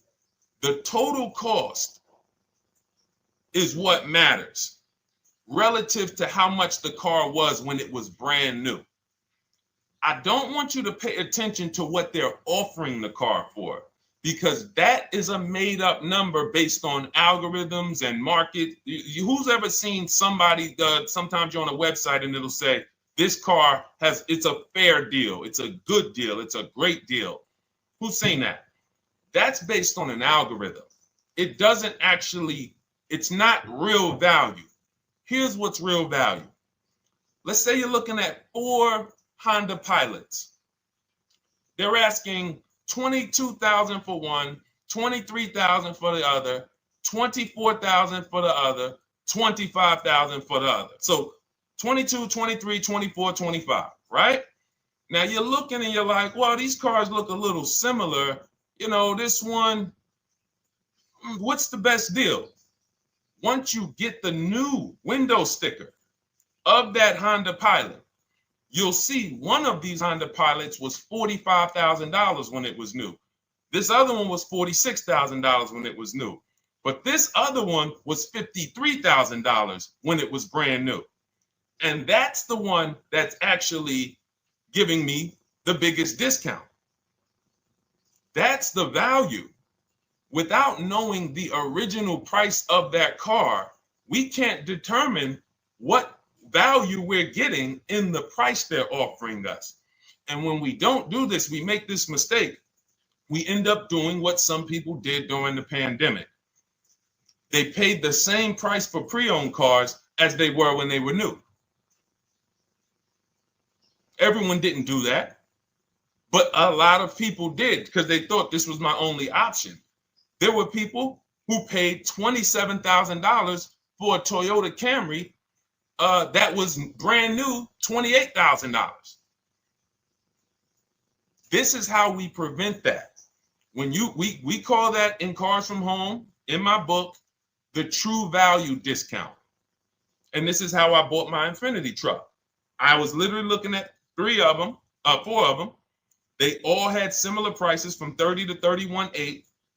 And literally the one of them was 46, one of them was 48, one of them was 52, and one of them was 55. So when you do that math, and I have a calculator in my book that does it for you, but it's simple. You just put the MSRP in and you create and you divide the asking price into the MSRP. And you'll see, oh, wow, this deal is giving me 42% off. This deal is giving me 30% off. So you see how simple it is now to shop when you look at it, when you're looking at it that way. Oh, this deal is giving me 30% off the original price. This deal is giving me 44% off the original price. Then you weigh those things out. Now, how? I know what some of you are thinking, Deshone, how do we get the original window sticker? You get the original window sticker. Some brands have it on the Carfax. They have a deal with Carfax. And then sometimes you can Google Maroney label. You're looking for this. I'll show a picture of Maroney label. That's a window sticker. This is what you're looking for. Maroney label. And you can do window sticker, new window sticker. There is a service out there that gets them for $5. Again, I'm not affiliated with it, but here's what you should be looking at. That $5 is like my inspection on a home. I'm only doing this for my top 3 to 5 cars. Top 3 to 5. And once I get that, boom, now, if you're not doing this, there's no way you can get great deals on used cars. It is literally impossible because all you're doing is basing it off of smoke and mirrors. So I'm here to tear back, to reveal this whole industry is smoke and mirrors. It's all about psychology, and it's not about you winning. It's about dealers making you think you won. Hold up. Wait. Wings Buff on Instagram said the audio is not working. I smell sabotage towards you. Let me know if the audio is not coming through clear. Let me know, and we'll try to adjust it. I don't know. Yes, exactly, Amanda. It's called real value. Real value. We call it the true value discount. That's what it's called. So it's biggest discount from the original price. So when you're out looking for pre-owned cars, your only mission is to look at, you can ask the dealer sometimes, hey, you got the original price of the car? Again, you don't buy a new car without it. Thanks, Creole Queen. I appreciate it. She said on TikTok, we're fine on TikTok. I don't know why it may be coming through different on Instagram, but maybe log out, log back in, and let us know if it's something that is just coming through on Instagram. But you'll see the difference. Type $signs if y'all understand that before we move on, because we got a lot more questions coming in. But without getting the new car price of the used car, it's impossible. We can make up a price. We can literally just make up a price. Oh, we're asking $32,000 for the car. How do you know that's a good price? But when you know, oh, that car was originally $61,000, they're asking $32,000 for it. Oh, I saw another one over here. They're asking $30,000, but the original price was $50,000. It's not a good, you get what I'm saying? Lower price, which is what most people flock to. Oh, this one over here is $1,000 less. But that $1,000 less is getting you $8,000 less vehicle. Okay? Type $signs. All right. Yours truly said she's good. Did y'all get that? Y'all getting this? Let me know if y'all getting this. All right. Thanks, Sweet Now. All right. We are live. This is our Monday, May 12th show. We do these shows Monday through Thursday, 12 noon to about 1:30 p.m. Eastern time. So we'll also rebroadcast the replay throughout the day. So if you couldn't catch it live, definitely catch the replay and you'll be able to catch up on anything you missed. EJ, great to see you on Facebook. How do I buy a Tesla since they only are online and at one price? Great question. You don't negotiate with Teslas because they are actually one price. So when you look at a Tesla, you're actually looking at something none of the car dealers do, but they want to make you think they do it. One price, which means when you come into a Tesla in New Jersey, same price in California, same price in Florida, same price in North Dakota. Every other brand Every single car is individually owned and operated. Every car dealership. And, I remember like somebody came on the show and said, oh, Nissan is overpriced. I said, no, whatever Nissan dealer you went to was overpriced. There's another one probably 10 miles away. There's another one 15 miles away. There's probably 8 more of them within 25 or 30 miles. When they can make you think, oh, we're all the same, they got you. Big mistake. Very expensive mistake. Thinking every dealer is the same. They're all different. Even the ones that are owned by the same people, most times are still in some competition with each other. But Tesla, unless you're buying a pre-owned one price, no matter where you go, no negotiation. That's what it is. No other brand is like that, though. Go ahead, Dolan. Next question. Good to see you, Nia. Good to see you, Chantel Davis. Vanessa, good to see you, Maze of Empathy. Jonas checking in on TikTok. Great to see everybody checking in. Yes, exactly. Now, I'm actually pulling up something from my first book. It was called 52 Car Buying Questions Smart People Don't Ask That Cost Them Thousands. One of the questions was, how, when, and why should you visit a car dealership? How, when, why? There's only 3 reasons to be in a car dealership. 3 reasons. That's it. You're there to pick up your car because they don't deliver. You're there to test drive a car, or you are there to have your car that you're selling them appraised. That's it. You're meeting with the used car manager to have a car appraised. That's it. Everything else we do at home if you want to get the same results that the people are getting who are getting. Look, this is Christopher. Thanks so much for these resources. Read your entire book last night. I've already been underway trying to put my deal together. What a great book. I have my quotes together, and now I'm ready to take the next step with the calculator. Now, what he's talking about, notice he said I have my quotes, plural, because we teach something called the 25 to 5 strategy. You're connecting with 25 dealers. This is for new cars and leases. Different process for used cars. You're connecting with 25 dealers online. I'd show you how to do that in 20 minutes. This is not car buying school. We're getting these cars and these deals in literally less time than it takes you to visit one dealership and buy a car. You'll be there for 8-9 hours. We'll put in a couple hours over a couple days. And I'm getting them. Eventually, you'll be able to be as quick as me. I get cars in 60 minutes. Does not matter what I want. 60 minutes. If I'm following up on a deal a couple of months, maybe 90 minutes is going to take me. You'll get there eventually, but in the beginning, take you a couple hours from home. Because what you're doing is you're creating a competition. You're using the internet to create a competition. So we get 5 offers on every car. We will not buy a car without 5 offers, because the only way that you're going to see the 80%, we call them the 80%. That's 80% of dealers that are overpriced. The only way you're going to see that is to get 5 offers. It's going to blow your mind. That's when the veil is lifted. The first time now, if you want to do it your way, you want to call around, get the offers, call around, ask for it, try to not, fine, do it that way. As long as you talk to enough dealers to get 5 offers, because then you're going to see, whoa, they've been playing me. How is it that I'm shopping for the same car? I called and got the same. I called on this Hyundai Sonata. One dealer's telling me it's $480 a month. One dealer's telling me it's $450 a month. One dealer's telling me it's $420. One dealer's telling me it's $375. Another dealer's telling me it's $340.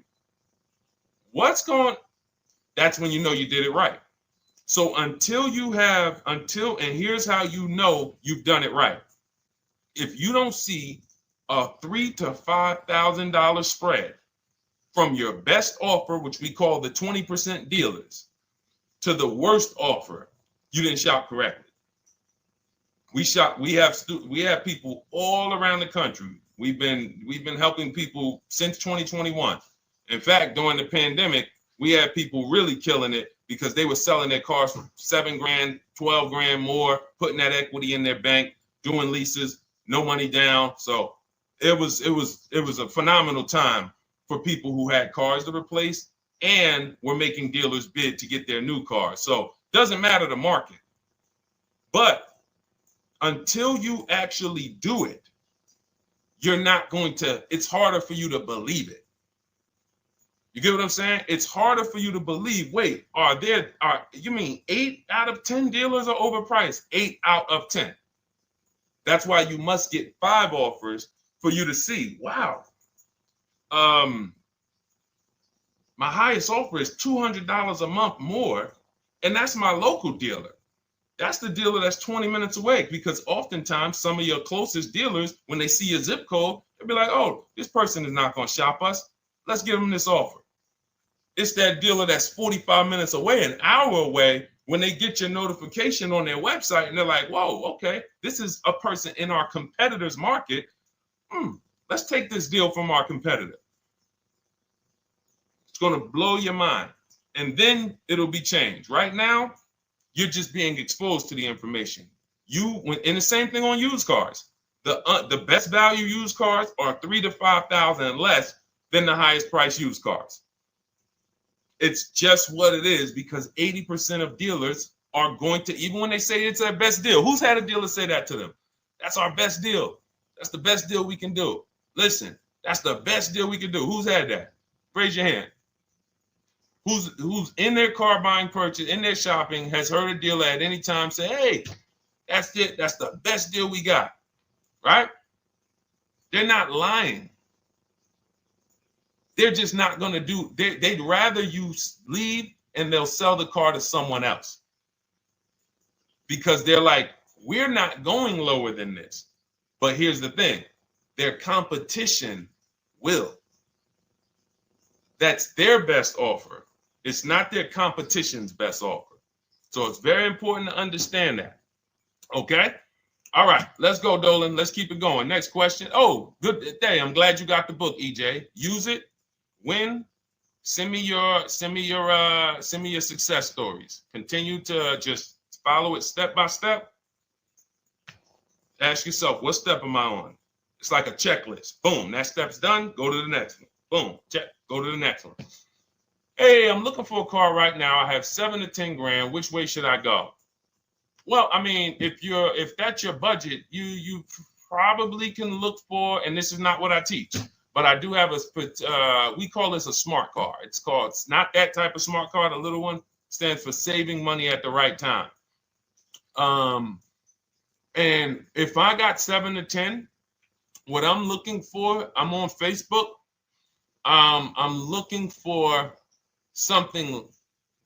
See, and this depends on what you need. See, needs, you pay for 5 things in a car. You pay for 5 things. Remember this. Size. So anyone who's like, oh man, I need to save money. Here's what and let me actually tell you why I want you to know this. When I was in Mercedes-Benz, right? We had people come in. I remember a woman came in. She's like, okay, I got kids. I need the one with the 3 rows. All right. So she needed the one with the 3 rows. We go through it. We pick it out. Once we get her a price on it, it's way outside of her budget. Now, here's what she says. Oh, what about the one, the 2-row one? Now, my question to her, because I'm an advisor, even when I was a car salesperson, I was still, and my brand was Mr. Mercedes. So the people who are in New Jersey, I created the Mr. Mercedes brand. And I said, didn't you tell me you had kids and you needed the 3rd row? She said, oh, yeah. So I said, why are we even discussing a 2-row vehicle then? She's like, yeah, no, you're right. I'm like, this is just not the vehicle for you. And that's okay.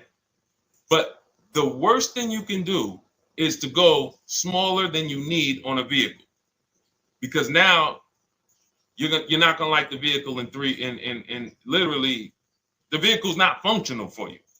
So size is very important. That's why I created something called the smart sacrifices. When the budget starts to get tight, You have to know, what can I take out? So size, amenities. Amenities is, do I need the leather? Do I need the navigation? Do I need the sunroof? Do I need the big sunroof? Do I need the wheels, the fancy wheels? These are amenities. You got power. You pay for power. Do I need the engine? Do I need the bigger engine? Can I go with the standard engine? And then here's where the money starts to really go high. Class. So you look at Chevrolet, Honda, Toyota. Okay, that's class. You go to the next class, you're looking at, let's go Infiniti, Acura, Lincoln, Genesis. These are the next class, which means you can have a vehicle, same size, same amenities. It's 10,000, 15,000 more, different class. Then we go, and of course you have Mercedes, BMW, Jaguars, somewhere in between, Lexus. These are going up in class. So, and then the last thing you pay for, which is really expensive, is exclusivity. So when you have a vehicle, oh, no one else has this vehicle, you're going to pay for that. You can have a super small vehicle. It doesn't have a lot of features, but no one has it. It's a ton of money. So as you're looking at your car with a $7,000 to $10,000 budget, you got to ask yourself, what can I take out? And I say, don't let it be size.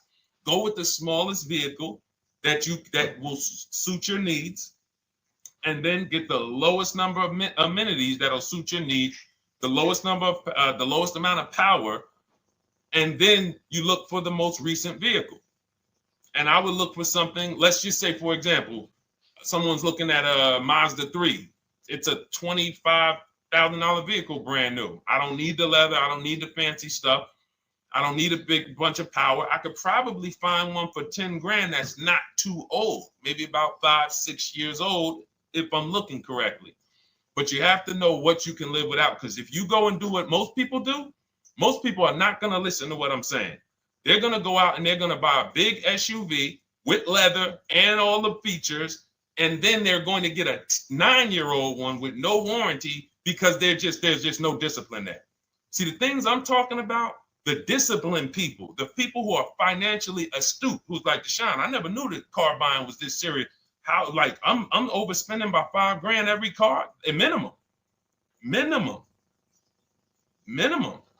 There's no way that you're not. So these things weren't taught to you. None of us were taught how to buy a car. We were literally indoctrinated into, this is how you get cars, ladies and gentlemen. And who indoctrinated us into that? The auto industry. The auto industry.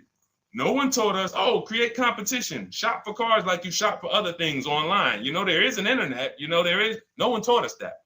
So you have to say to yourself, all right, boom, I got to unlearn so that I can relearn the new way to make sure every time I get a car that I love and I get the most for my money, which is not what most people are doing out here. There's blood in these streets. You hear people, oh, there's no cars, there's no deals. They're walking in the dealer saying this stuff. Like, you're going into a person who wants to sell you something and giving them all the strategy, all the ammunition to sell you, raise the price. Hey, man, I've been looking for this car. Not many people has it. Cha-ching. Thank you for telling me that. Oh man, the tariffs are coming too, right? I hear the tariffs are coming, so things are getting more expensive, right? Yep, absolutely. Yes, they are, Mr. Customer. Thanks for saying all of this stuff. That's how most people buy cars. That's why the auto industry is just printing money on the public. So you got to change your behavior, and that's what we do here. And it's easy, and it's fun. You look at the people. Look, and we'll take some more questions because I see we got one that just came from Nurse Gregory. I got you on TikTok. So this is our Monday, May 12th live show. So we are live. You can feel free to type your question. We rebroadcast this show throughout the day, but we are live every Monday through Thursday at 12. So, but look, when you look at the confidence from Brian. Look, just finalized my deal. First ever lease using your system. 2025 Honda HR-V Sport, $30,000 MSRP, $395 a month, 1.2 ratio. That means he understands how to value leases when he's putting his ratio. 12,000 miles, 36,000 miles, 36 months, no money down. Initial quote was 434. Then he used our calculator, and the counter offer came down to 394. Listen to the confidence. Look, I bought your book, use your system, just closed my deal, have positive results to report. A caveat is I wanted a newly released 2026 Genesis, not even out yet, not even out, GV70.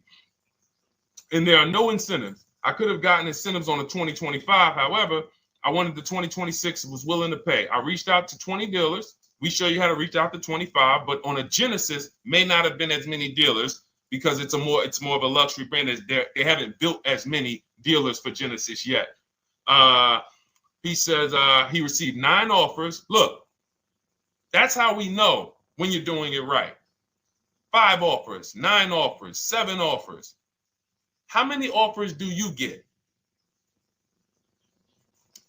Thanks, y'all, for running those likes up on TikTok. Could y'all just keep double tapping the screen every time you hear something you like? You're going to see those likes continue to run up. See, this is it. I'm happy with this. Look, he gets an $815 a month payment on a $58,000 vehicle, 1.4. Now, again, 1.4 is incredible value when you add up those payments relative to the MSRP and taxes. Our goal with leases is to be under 1.5%. Now, I know for a fact he could have gotten about 1.2 on a 2025 Genesis because I just saw a person who's using our system get that. Phenomenal deal. But he wanted that 2026. So he gets his bids. And again, until you see the other offers that are 150, if every single time you get a car, you're not seeing $3,000 to $5,000 minimum from the car you get to the other offers that were offered to you, then you weren't shopping correctly. And again, if you want to do it yourself, you want to call around to get quotes, feel free to do that. We do this all online without talking. Who doesn't like to talk to dealers? Type me in the chat. You don't like to talk to dealers.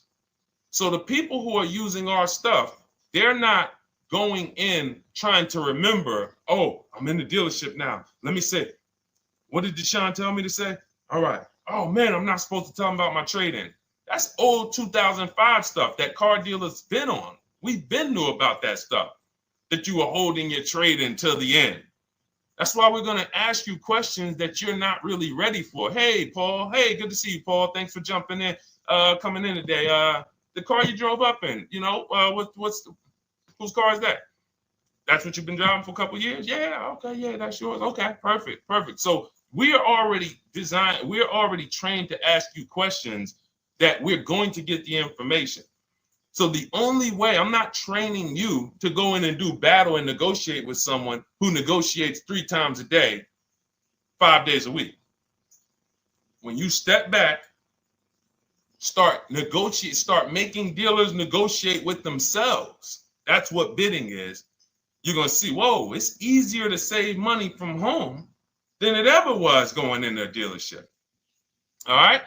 Good to see you, Jamel, on YouTube checking in. Good to see you, Paul, on Facebook checking in. We are live on Facebook, Instagram, YouTube, and TikTok. And for those who, hold on, let me see. Do I got any sharers?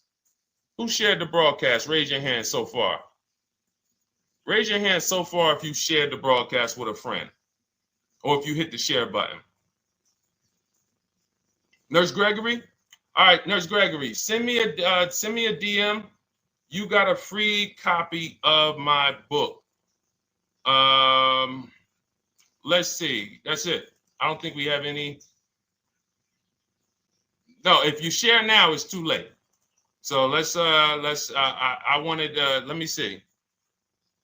Because Nurse Gregory, you have been on the show for a little minute. See, I do that stuff every now and then. I do that stuff every now and then. That's why when I ask you guys, to help me get this message out so we can help more people, you never know when I'm going to just say, you know what? You got a free copy of the book. So, I ask you guys to continue to share this broadcast so that we can help more people. This is not about because follow me. until most of the country is actually shopping from home, it makes our job shopping from home a little bit harder, because literally dealers know on a weekend, they come to us on Friday, hey, how many appointments we got? We got 200. 200 over the weekend. So they expect you guys to walk in. So until that goes from 200 to 100, and they're like, whoa, what's going on here? Whoa, people are not really walking in anymore. We're getting half the appointments. Oh, wait, what's going on? We only have 50 appointments. Memorial Day weekend, we got 100. We're normally at 300 appointments over a Memorial Day weekend. So until we start doing this collectively, it's hurting. It makes all of our jobs a little bit harder. So that's why I appreciate the people who share the broadcast. Yep, send me a DM. Okay, so let's go. We got more questions coming in, so pull them up, Dolan. Let's go. And this whole stream is sponsored by my new digital book. It's called Cars from Home: 7 Steps to Saving Time, Money, and Avoiding Dealerships. It's already 5-star rated. And, I'm reading a couple of the testimonials. Thank you to the people on Goodreads who reviewed that book. Thank you so much. And it's normally $97, but as part of our welcome offer, you can get yours for $24. That's 75% off. You can go to my TikTok bio. It's only for 2 hours. So once that 2-hour timer goes to zero, price does go back up to $97. So head to my TikTok bio, the Instagram bio, YouTube comments, or the Facebook comments. Grab yours for $24. Save you 75%, and just use it. It's a step-by-step blueprint checklist to dominating the car market. Okay? And someone remind me to talk about the 3 pillars of great car deals before I end the show. Please, the 3 pillars of great car deals. We got about another 45 minutes, but remind me before we end the show. If you don't operate with the 3 pillars, there's no way you can get a great car deal.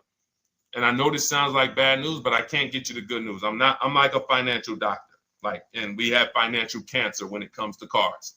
So it's not a pleasant thing, but we can get you to the other side. You're losing a ton of money. You're losing equity. You don't even know you can sell cars without the title that you haven't paid off yet. You don't know you can sell leases. All of this stuff is costing you thousands and thousands of dollars, but we can get you to the other side. Third, so nowadays, it's always better to just buy new, especially if you plan on keeping the car long term. No, absolutely not. If I'm keeping the car long term, there's something. So step 1 in our book is called the 8-year rule. It's the 8-year rule. Who's always wanted to know what's better, buying or leasing? Type me if you've always been like, Deshone, I hear about buying, I hear about leasing. When is it better? When is it better to buy? When is it better to lease? Who's had that question? We have an anchor called the 8-year rule, which answers the question. The next car you're buying, how many years are you planning to keep it? Type it in the chat. We had a bunch of people that said they'll be shopping. The next car you're going to be purchasing, how many years do you plan to keep it? Okay, Nurse Gregory, I see 5. Okay, let's get some more answers. How many years do you plan on keeping the next car you are going to purchase? 2 to 3 years, Jamel Singletary. Perfect. Good to see you, Jamel. Rain King Leo on Instagram, 2 to 4 years. Perfect. Okay. Paul on Facebook says as long as possible. You got to go with a year. See, that's the reason why. See, the longest possible, well, give me a year, a number of years, because you're going to see people be like, oh, I plan on keeping that car, and I didn't do the research to even find out that the car wouldn't last that long. So, I'm not going to buy certain cars planning to keep them as long as possible, because it says literally around 100,000 miles, I'm going to start having problems with them. So if I buy them pre-owned, then I get to 80,000 miles. I mean, car starts having, so we need years. Mel Nelson on Facebook, 9. Paul, I see you, 10. Okay, Danielle Rosario on YouTube, 5 at least. So check this out. Roashu, I'm sorry, I probably butchered your name, on Instagram, 6. All right, DJ Ant Nice on TikTok, 6. Okay, 8-year rule says If your answer to that question was 8 years or longer, you should be shopping for a purchase, new or pre-owned, depending on your budget. Now, if your answer was less than 8, then you should be shopping for a lease. Both of these things come with caveats. Below market. Not these lease deals you see on commercials. Those are not lease deals. I don't even call them deals. None of those prices, as you guys see me share the leases that my students get all around the country and the people who read my book, you're going to be like, wait a minute. Those don't sound anything like the prices I see on the commercials. They're not.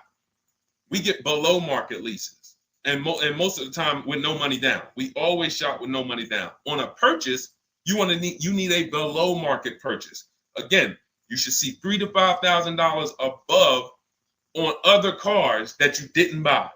So the car you got, whether you're purchasing it or leasing it, it should be $3,000 to $5,000 below the other offers that you've seen, the other cars that you've seen online.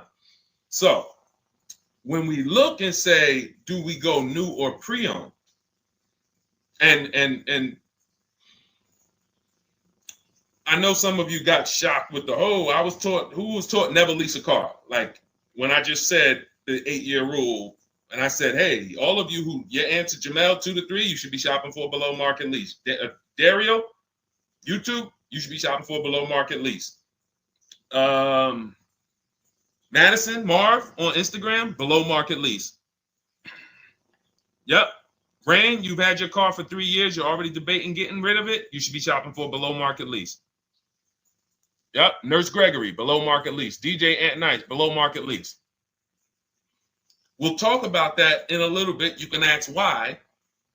But raise your, if you were taught never get a lease, never lease a car, let us know in the chat and we'll handle that. But I want to answer the rest of this question because he asks, is it always better to buy new? So if his answer, for those of you who said, I'm keeping more than 8 years, I'm not breaking the 8-year rule, I'm shopping, don't think about leasing. You're keeping at least 8 years, leasing should not even be in your vocabulary. Now, new or pre-owned, that's based on 2 things. First is budget, because you want to go over your needs and say, what do I need? Can I get everything I need in a car for my budget? New? No. Most times, you can't. So if you have a large budget and you're like, Deshone, I could actually go new or pre-owned. What should I get? Now that's a matter of your values. The values say, I've had 2 groups of people, long-term people. When I was in dealerships, some of you know I was with Mercedes for 5 years, General Motors for 5 years. I've been in the auto industry for 14 years. People would say, Deshone, man, I only get a new car. I'm like, I only get a new car every 10 years. That's why I get my new car. I'm going to treat myself. That's values. Now, some people say, well, I could afford both, but you know what? I want to knock 20, 30, 40% off the price. That's values. So it's a matter of your values. If you can afford both.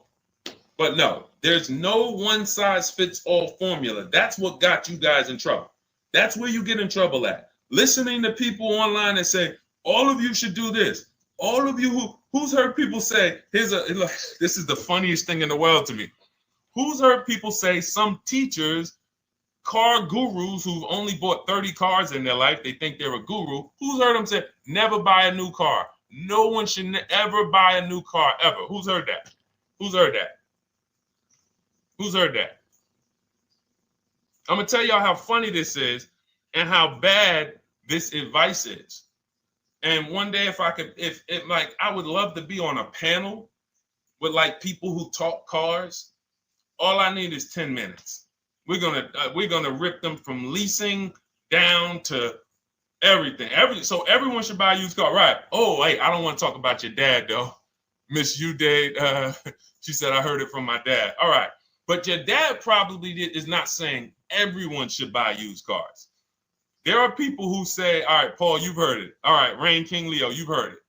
So let me ask you a question. If we ask some of these people who swear, hey, none of you should ever buy, and they talk to millions of people, and they preach this, no one should ever buy a used car. So here's the question. how do the cars become used? If no one should buy a pre-owned car, if no one should buy a new car, rather, how do the cars become used? So let's just say you could snap your fingers. So if you had it your way, no one would buy a used car. No one would ever buy a used car, ever. So you snap your fingers, that would be your wish, right? Yes, exactly. So how do the cars become used then? So if something that you're suggesting could not get 100% market penetration, it's not a good idea. It's not realistic. There are people who should be leasing new cars below market. When you lease a car, you get a brand new car that year, 2025, all the latest and greatest. You're the first driver, unless you get a demo, which has maybe, it's a couple months old, within a couple thousand miles. But other than that, it's a new car. That's what you're leasing. Got to get multiple offers or they're going to overcharge you. You'll go in, you try to go in and, hey, work me up a lease deal. You'll be like, whoa. This doesn't sound like what Deshone said those leases, but that's gotta say, because we don't go into dealerships to get lease prices. We stay at home and get multiple prices from home. You're walking into an 80% dealer. But yes, that's the difference. So the 8-year rule is to be your anchor for when I should actually be buying or leasing. And then once you go and say, I'm buying because I'm keeping 8 years, then you let your budget dictate whether you're going to shop new or used. And then you if you could afford both, it's a matter of your values. You want to treat yourself to a new car because you can afford it, make sure you get a below market deal, multiple offers, or do I want to get a pre-owned car so I can knock 20, 30, 40% off the price? Okay. All of this is in my digital book, Cars from Home, 7 Steps to Saving Time, Money, and Avoiding Dealerships. You can get your copy for 75% off for the next 2 hours. That's our welcome offer. And you'll have everything I teach about how to get below market leases, below market purchases, below market bank bidding wars. We created something called the bank bidding war.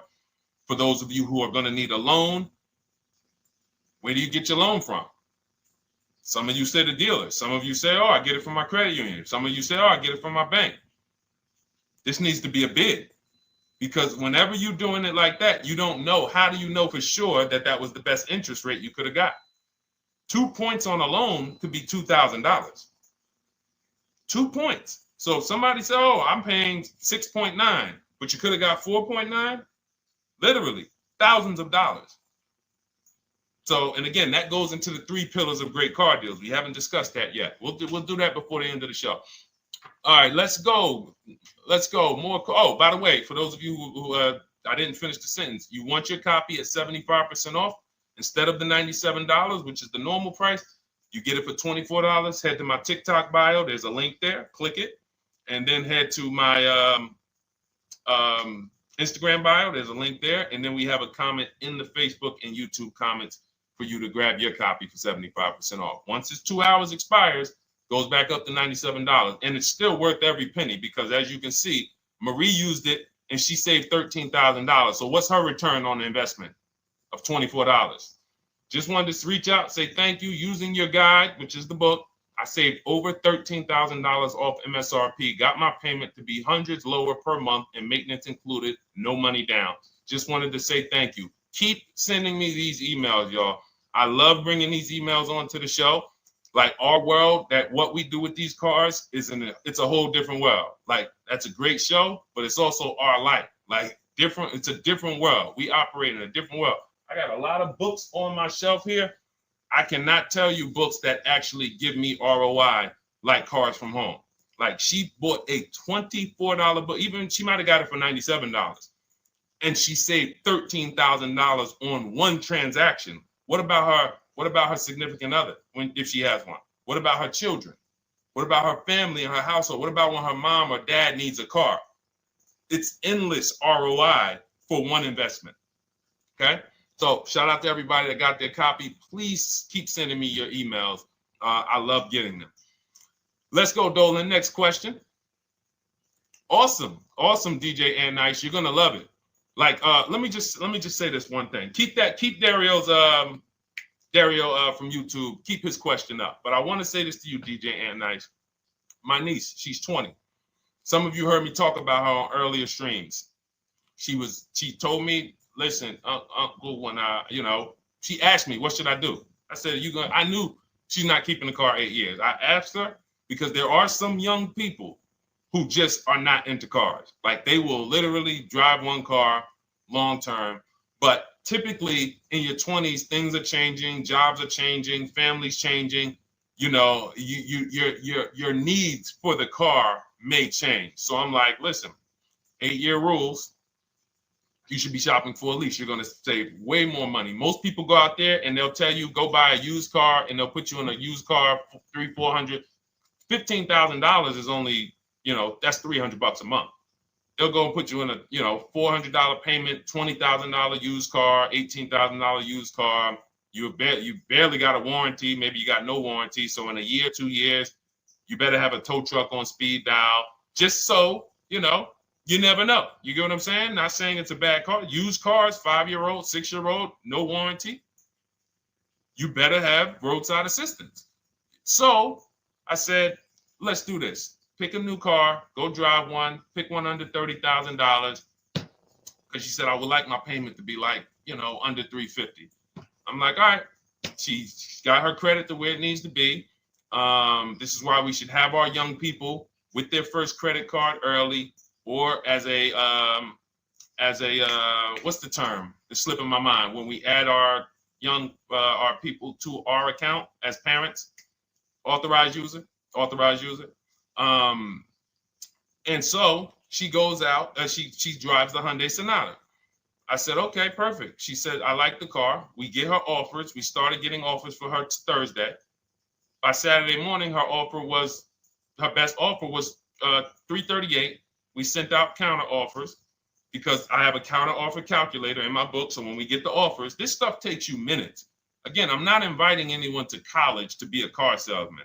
I'm inviting you to a system that will help you get cars in 90 minutes. So we get her offers. We send out the counter offer. We're probably going to land somewhere around because she only needs 10,000 miles. She's probably going to be about $295. Brand new car, 2025, $26,000 car. And so compare that. You get what I'm saying? So when you say DJ, and that was my experience. When I worked for General Motors, I went and leased my Pontiac. My boss is the one who showed me how to do it. I didn't even understand leasing. I was 22. He said, listen, even though I was selling leases, I was just a number. Most car salesmen are this. Y'all, this sound familiar? All right. That's what you want, sir? You like the car? Is this the color? Okay. Let me go get the numbers from my manager. You get what I'm saying? They don't understand the numbers, and that's how I was at 22. I didn't understand the numbers until I got hired at Ray Katina, and Ray Katina, all his salespeople are finance managers too. So that's where I learned the numbers. But before that, I didn't know how this thing worked. But anyway, I'm leasing my first car, $256 a month, Pontiac G6. Brand new car. My other friends out here, they driving other cars, $400, $500 payments. Used cars. So you're going to love it. Like the money is it stays in your bank account, which is our goal. All right. Dario, let's get to you, my man. I'm about to finance my first car at 23 years old with a 769 credit score. Wow. I guess I should have read that question before I just went off on that whole story about my niece and everything. Let's look at Dario's answer to the 8-year rule. Dario, did you answer the question? Dario, how many years are you going to keep this? 5 at least. This is the part. This is the part where I don't know what to do. You get what I'm saying? Help me out here. Y'all get what I'm saying? Like there are times where I literally don't know what to do with this. Everybody, we talked about the 8-year rule, right? We went deep on the 8-year rule. I asked everybody I said, how many years are you keeping your next car? Everybody tapped in 10, 8, 9, 7, 5, 3, 2. I said, okay. Step 1 is the leasing versus buying question. What's going to save me more money? If you are not keeping your car 8 years, you are absolutely overspending by not getting a below market lease. Then, which I didn't even count on, DJ Ant Nice comes and says, hey, man, you talked me into getting this lease because I want to save the most money possible, and I'm not keeping the car 8 years. Then I walk you through a scenario where my niece, her first car, she's 20. She's about to lease a brand new Hyundai Sonata, and her payment's going to be $295 a month. Add that up, $295 a month for 3 years, $295 a month times 36 is $10,620. That is her payments over 3 years. $10,620 over 3 years. Which means if we look at the $26,000 car she's getting, and then we look at the taxes and fees on that $20,000 car, we're probably going to be somewhere around $28,000. Oh, I'm sorry. I'm wrong, y'all. I just pulled up the MSRPs on that car she's getting. It's $28,500.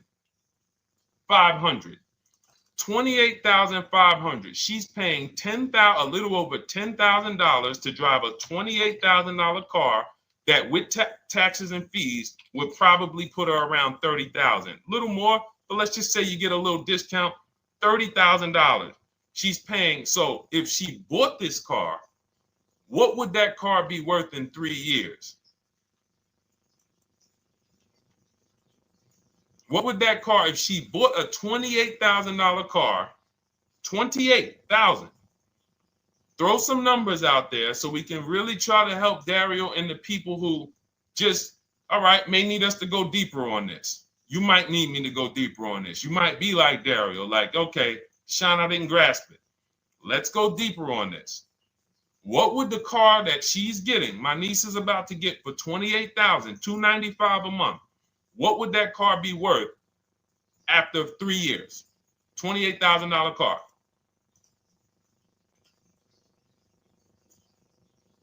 KJ Wonder, it's in the bio. Just click that link in the bio and you'll see a link that says $24 welcome special. Go grab it and come on back to the stream.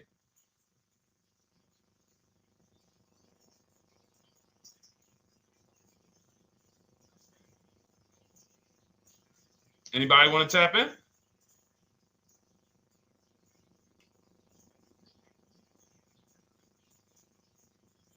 Thank you, DJ and Nice. I don't think that's right. So a $28,000 car after 3 years is worth 23? No. That's not after 3 years. That's probably like 1 year. After 1 year, it'll probably be worth 23. 15K depending on the brand. Paul, I think you're gonna lose more than. I don't know one car that sometimes like I don't know one car that depreciates $8,000 in 3 years. So I'm a conservative person when it comes to my numbers. That car is like, let's be real here. You don't buy a Hyundai Sonata, come back in 3 years, you paid $28,000 for it, come back in 3 years and they give you 20 for it. It's going to be more like $13,000, $15,000. What if you have an accident? You get what I'm saying? So, and unfortunately, you know what's hard about this? The only people who really understand depreciation and how much cars lose value are people who pay cash. It's very tough for you to see what you're really getting when you're a payment shopper. But as someone who never, listen, people would love to go into a dealership, get a car for $28,000, come back in 3 years and get $20,000. Come back in 3 years, get $18,000. I only lost $10,000. That doesn't happen. That's why people come back in 3 years and they're like, that's all I'm getting? So the point is, she's paying $10,000 of depreciation over a 3-year period. That's it. So in order to beat what she's about to get, or people who are getting below market leases, any people who are getting below market leases like we teach, you would have to get at least $20,000 to beat her. You would have to get at least, because she's only spending $10,000 over 3 years. And sold by foreign. Guys, this is not, this is really not up for debate. And unfortunately, maybe the pandemic threw you off, because some of you, if that was like your first car you ever replaced, and you went and you got out of that car during the pandemic when every car was worth $7,000 to $12,000 more than it should have been worth. You can't do that today. And we had people right after the pandemic writing me saying, oh, yeah, I'm going to do this, and then I'll go and trade that and get all my money back like I just did before. No. That was a very rare case of limited supply, the supply chain of cars. Now, we might see that again with tariffs. When tariffs come, we might actually see our cars appreciate, because the whole new car market is going to be more expensive. But cars are not, literally the depreciation curve on most cars are 15% the first year, sometimes 20, another 15% the second year, 10%, 5%, and then it gets smaller. Once you get to about 7 years, the depreciation starts to cool off. You're losing 50% of the value in the first 5 years. And if you drive a lot, you're going to lose it quicker. So when we look at paying a small amount of money for a expensive car, that's what leasing is. So there's no, and let's wrap it up like this. If she would have bought this car, because this is really a leasing versus buying lesson. And I don't know, however deep we need to go on it, that's how much deep we need to go until some people it clicks, because it may not click for everyone. I'm trying to make it as simple as I can, which is why I'm only talking about what's coming out of your bank account. Like, isn't that what we're supposed to care about? But for some reason, some of us are thinking about other things when it comes to cars. We go into somewhere else. So let's look at if she would have bought this same car, the same $28,000 car with taxes and fees, probably about 31 and change. But let's just round it off to 30. What's her car payment, everyone? Those of you who know the rule, every $5,000 is about how much per month on a loan?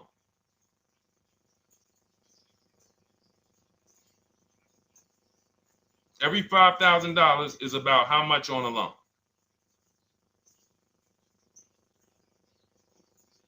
Now, every 5,000, thank you, DJ Ant Nice, you got it, $100. So again, these are videos that I make that, thank God, has been seen hundreds of thousands of times, some of them into the million. Every $5,000 is about $100 per month on a 5-year loan. Yep, you got it, Jamel. So what would this car cost her that was 30? Thank you, Tony, man. It would cost her $600 a month. So the same car that she's leasing for $295 a month would cost her $600 a month if she wanted to purchase it. Now let's throw one more scenario in there. Let's say she finds one for this price that yours truly said, about $18,000. She gets a 3-year-old used one. 3-year-old used car, good mileage on it, taxes and fees. She's a little over, let's round it off to $20,000. What's her payment? What's her payment for a 3-year-old used version of what she's getting new right now? $400. So where does it make sense to purchase at? Thank you, D-Boss. On TikTok, we see you. We are live. This is our Monday, May 12th live show. We're live from 12 to about 1:30 Eastern time, Monday through Thursday. Mark your calendars so you don't miss a show. 400. Where does it make sense at? I'm on my 7th lease. Where can you tell me that it makes sense at, unless you're one of the people, like, let's go back to Paul, who's keeping his next car 10 years. Let's go to, Paul on Facebook. Let's go to, who else we got? We got a bunch of people that said 8 to 10. Nope, not too many. That's why I read all of that, and I'm like, yo, all of you people should be leasing 10 years. Wait, nope. I can't find many of you who said you were going to be keeping more than 8 years. So where does it make sense at?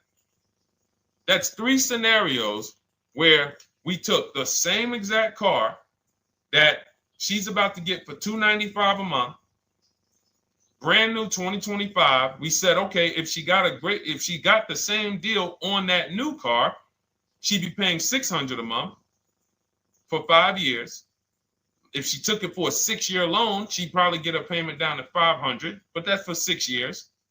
And again, she's not keeping the car that long. So when she goes to replace it, she's probably going to have negative equity in 3 years, like most people. Come back, every single car transaction you do, oh, I'm replacing it. Oh, you got negative equity. Oh, dang, how? This is how. And then we took another scenario of her buying a pre-owned one, and her payment on a 3-year-old one with 1 year left of warranty is higher than her payment on the new one. Where does it make sense? Thank you, Tony, man. It doesn't. It doesn't. Listen, depends on the interest rate and the length of the loan. We always, this is an average interest rate. So it's not going to be, your interest rate isn't moving you from from every $5,000 on a loan being $100 a month to every $5,000 on a loan being, $50 a month. No, it's not the way it works. Good interest rate, maybe every $5,000 is $90, 85 tops. It's not 50, to the point where, and this is how people get in trouble. That's why our people don't get in trouble, because they don't go in looking at a $20,000 or $30,000 car saying, oh man, I'm gonna get that to $400 a month with no money down.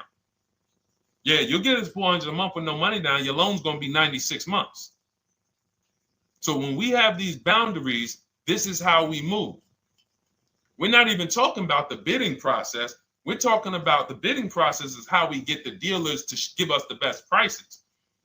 Right now, what we're talking about is structuring our deals. Because if you go out and you get a great deal on a purchase, but you should have leased, you got a bad deal.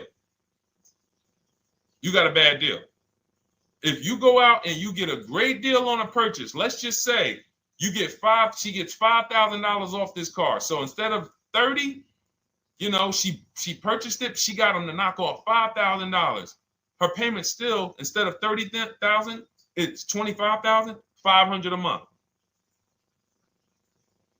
Thank you, Just Enjoy, appreciate it. It's fine. So a great deal on a purchase, when you are not keeping the car 8 years, is a bad deal, because it cannot compare to if you had gotten a below market lease.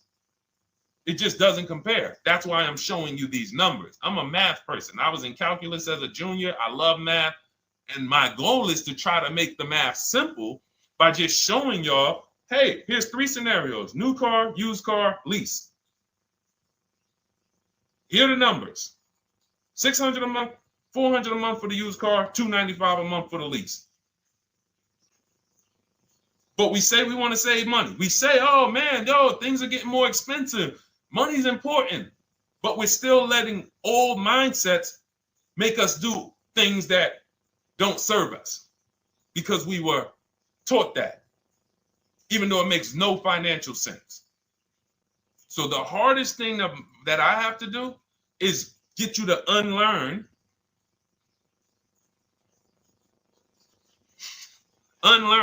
what you have been taught. That's why I represent this brand, because I realize I can't do anything for you until you get rid of the bad stuff that you picked up. You didn't go to school and you were indoctrinated into, this is how they taught me to get cars, even though it makes no sense. It creates buyer's remorse. You leave the dealership hoping you got a good deal. I hope I did all right. You wouldn't bet a dime on it. If somebody came up to you, hey, would you bet money that you really didn't get a good deal?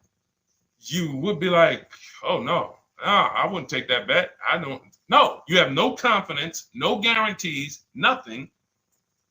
And this is what people are still staying in. So when we talk, we're inviting you to the new way. We call it, this is the new way. And so everything that we're talking about, you can get in my literally my video, my step-by-step checklist, Cars from Home, 7 steps to saving time, money, and avoiding dealership.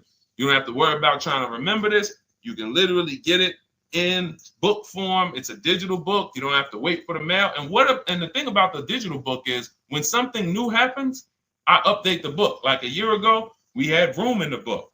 Room went out of business. If you had a physical copy that you had bought, now here I am talking to you about, oh, now guys, you got to get volume 2. No, I just went in, we update the master file, Room's going, process stays the same. So that's the thing. So it's normally $97, but as part of our book launch special, you can get your copy for $24, 75% off. It's a 2-hour only offer. So next 2 hours, if you visited, you'll see the timer. Once it gets to 0, the investment is $97, and it's worth every single penny. The return on that $97 will be incredible. But if you get there before the offer expires, you get yours for $24. So head to my TikTok bio, click that link, my Instagram bio, the YouTube comments, or the Facebook comments. We have a link there for you. Grab your copy for 75% off. All right. All right, Dolan, let's go. We got time for a couple more questions.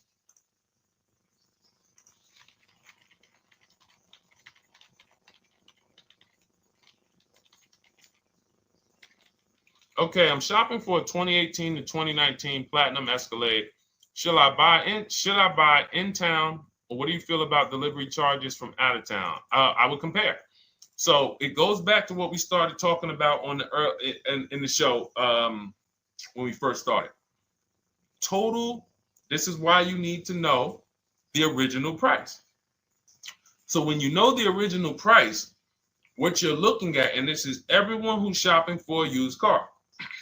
Without knowing the original price, you're just grabbing at straws. You're buying based on made-up prices. You don't know. How do I know he's asking $65,000 for it? How do we know that's a good price? You don't. Buyer's remorse prone. Zero confidence in what you pay. But when we know the new price, oh, the original price of this one was $102,000. Original price of this one was $110,000. Original price of this one was $90,000. And when we get into more expensive cars, the losses become way more. To whom much is given, much is also required. So the losses on 80, 90,000, 200 Bentleys, Rolls Royces, the losses become multiplied dramatically. So if we knew, okay, this one was originally $102,000, they're offering this for $60,000.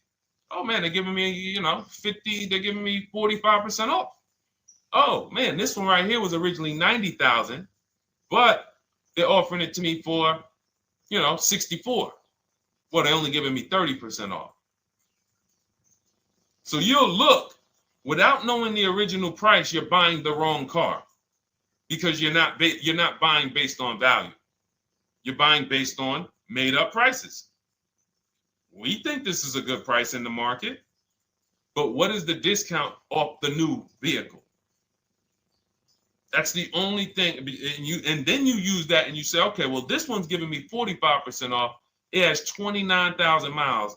This one's giving me 30% off. It only has 15,000 miles, and you can judge more accurately. You can judge accurately when you know real discounts versus nothing. So we must know how to get the new price. I mentioned it. Some brands have a agreement with Carfax. You can get it on the Carfax. Some brands have and some brands you can go to Google and Google the window sticker or the Maroni label, and you can get it that way. And then you'll see some companies that may sell it. But again, I'm never buying a used car without knowing the original price. And anyone who's listening to me and using the Cars from Home system, none of these people, Christy, look, none of these people, Milligan, Courtney, Melissa, Sheree, Ken, none of these people are buying a used car without knowing the price, the original price. That's how they get you. So when we look at what the price is with delivery, we're just factoring that in to the overall. So with the delivery, I'm still getting 42% off the original price. With the delivery, I'm still getting, so you factor all in cost compared to the original MSRP, and that tells you what the good deal is or what is not the good deal. And many of you, you're gonna see, whoa, I've been buying used cars that really don't have, because you're gonna pass on a lot of cars. Once you actually start using what we teach, it's an elimination system. It's a sorting process. We weed out the garbage. So a lot of the cars that you would have normally gotten thinking it was the good deal, you're gonna see, whoa, if I didn't know this, I would have got that car, because that car is $2,000 less money online. But when I got the original MSRP, I see that this car has $20,000 more equipment in it. MSRP of this car was 105. MSRP of this car is 85. Whoa. And it might not be that dramatic, but sometimes especially on some luxury cars, it will be. It'll be that different. So this is how we gauge value. So when we pull off in the dealership, you see people, they send their numbers. You're going to be quick to write me.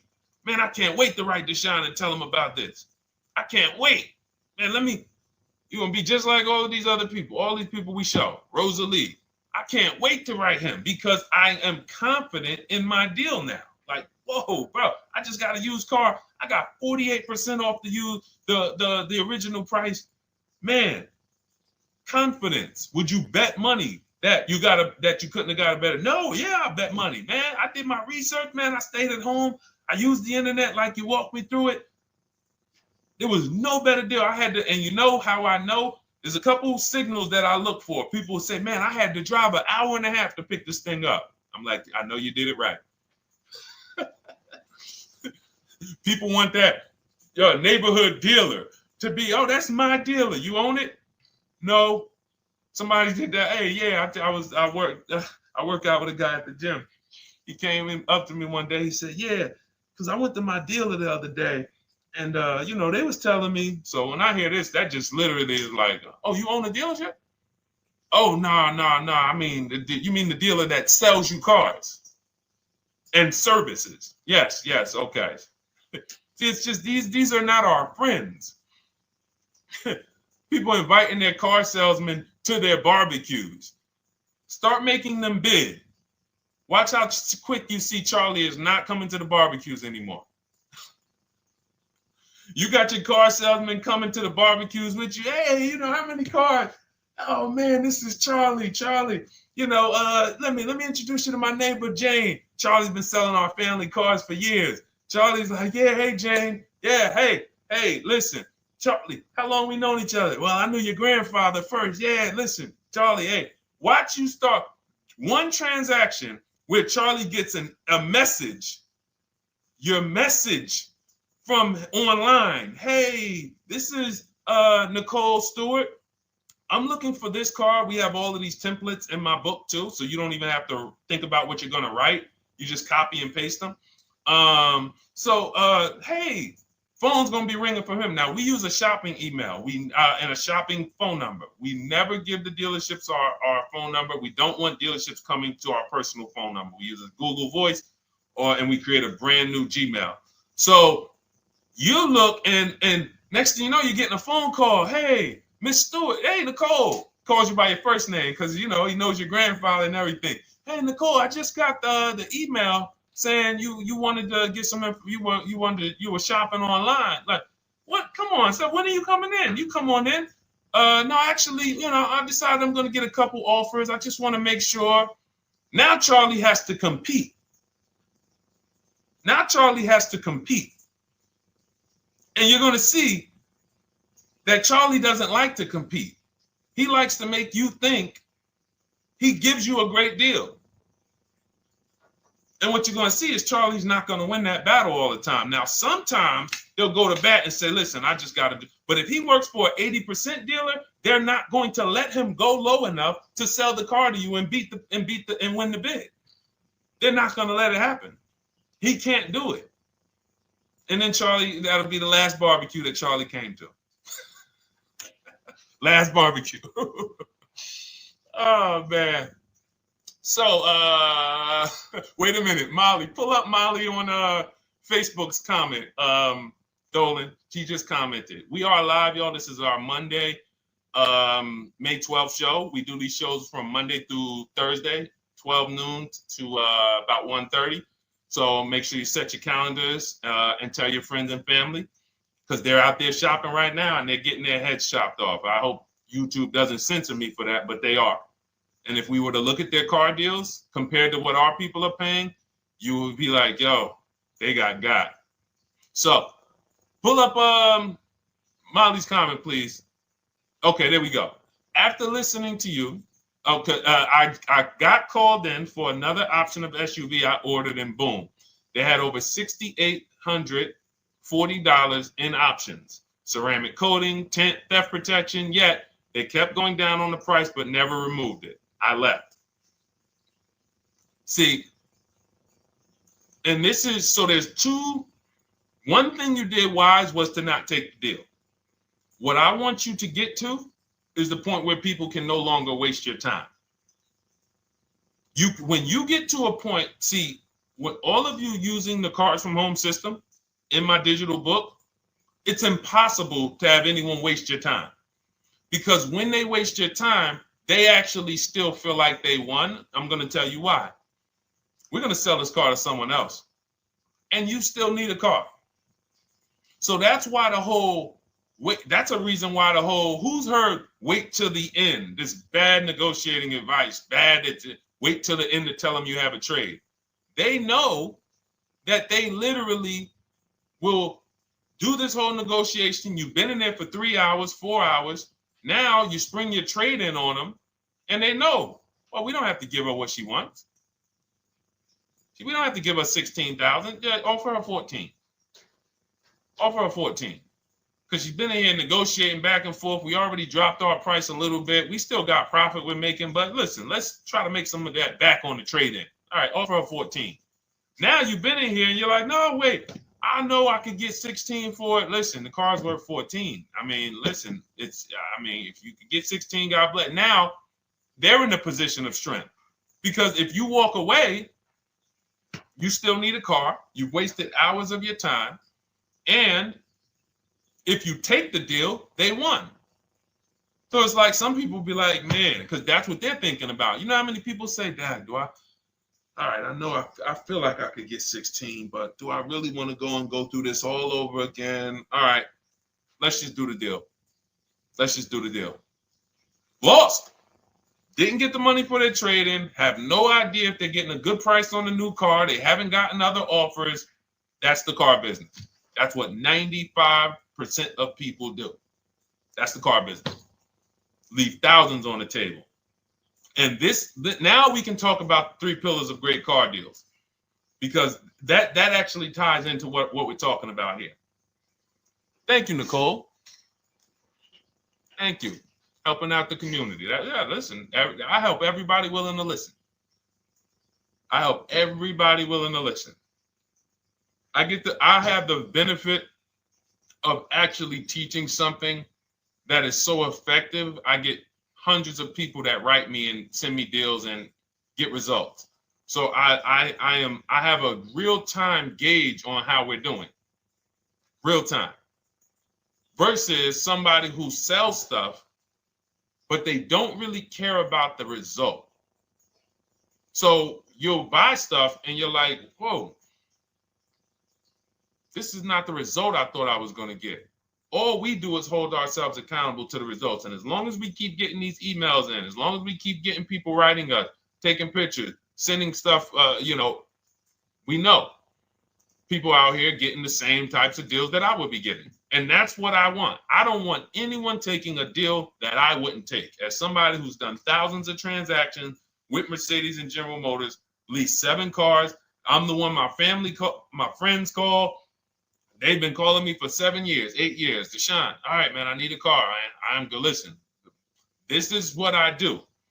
And the way that we give them peace of mind is the comparison offers. You only have peace of mind with comparative offers. There's nothing else. That's why you can buy spaghetti sauce, and that's why you can buy a TV on Amazon in 5 minutes, 10 minutes. Because you're going to go through, boom, okay, all right, let me check Walmart.com. All right, let me check this site. All right, let me check this site. All right, this one's the best. You spend $800, $400 in 15, 20 minutes. And not feel buyer's remorse because you've seen the options. Buyer's remorse comes from not seeing other options. It's that simple. All right, let's go. All right, Dolan, we got time for. All right, yeah, throw another one in, Dolan. Let's go. All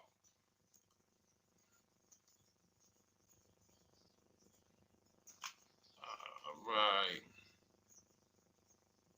Okay, 2015 Mercedes-Benz C-Class C300.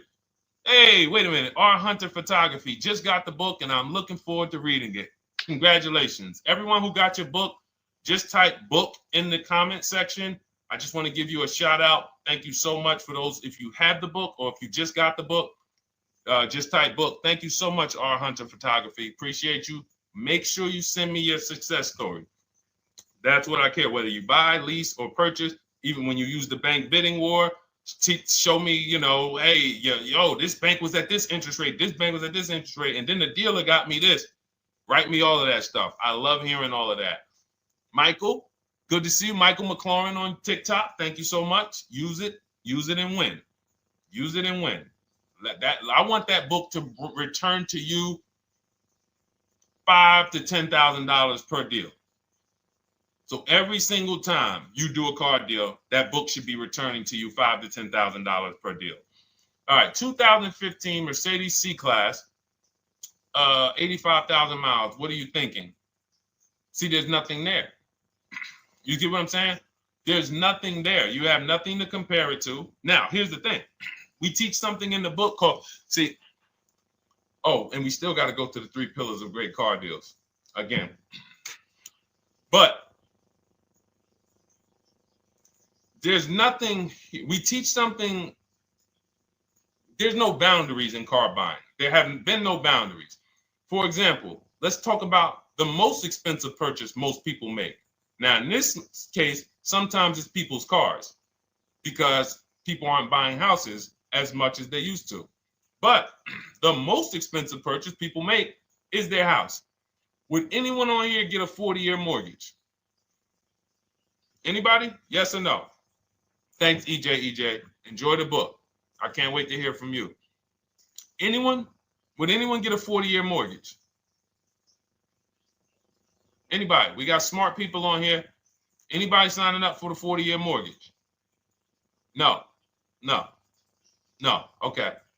So if no one's signing up for the 40-year mortgage, the question is why? Why?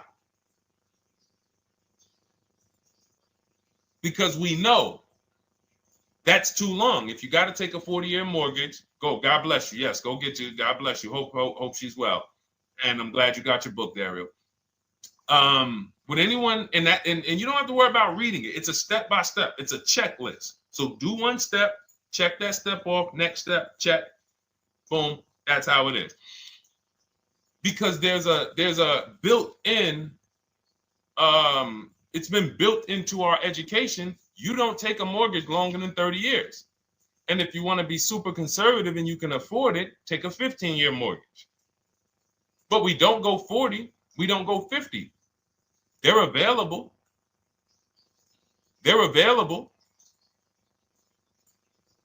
That's the same thing with 8-year car loans, 7-year car loans. And when we look at, so we have something called the rule of 72, which is 6 years. and the 10th birthday. What this says is you should never take a loan longer than 6 years, 72 months, and you should have the car paid off by the 10th birthday. Now, why? Because when I was in Mercedes, people who would come out is two people who hate, this is actually the same person. They hate Mercedes. They hate BMW. Why? Because they had an older one, no warranty, and they could not afford the maintenance and the repairs on top of the money they were paying for it.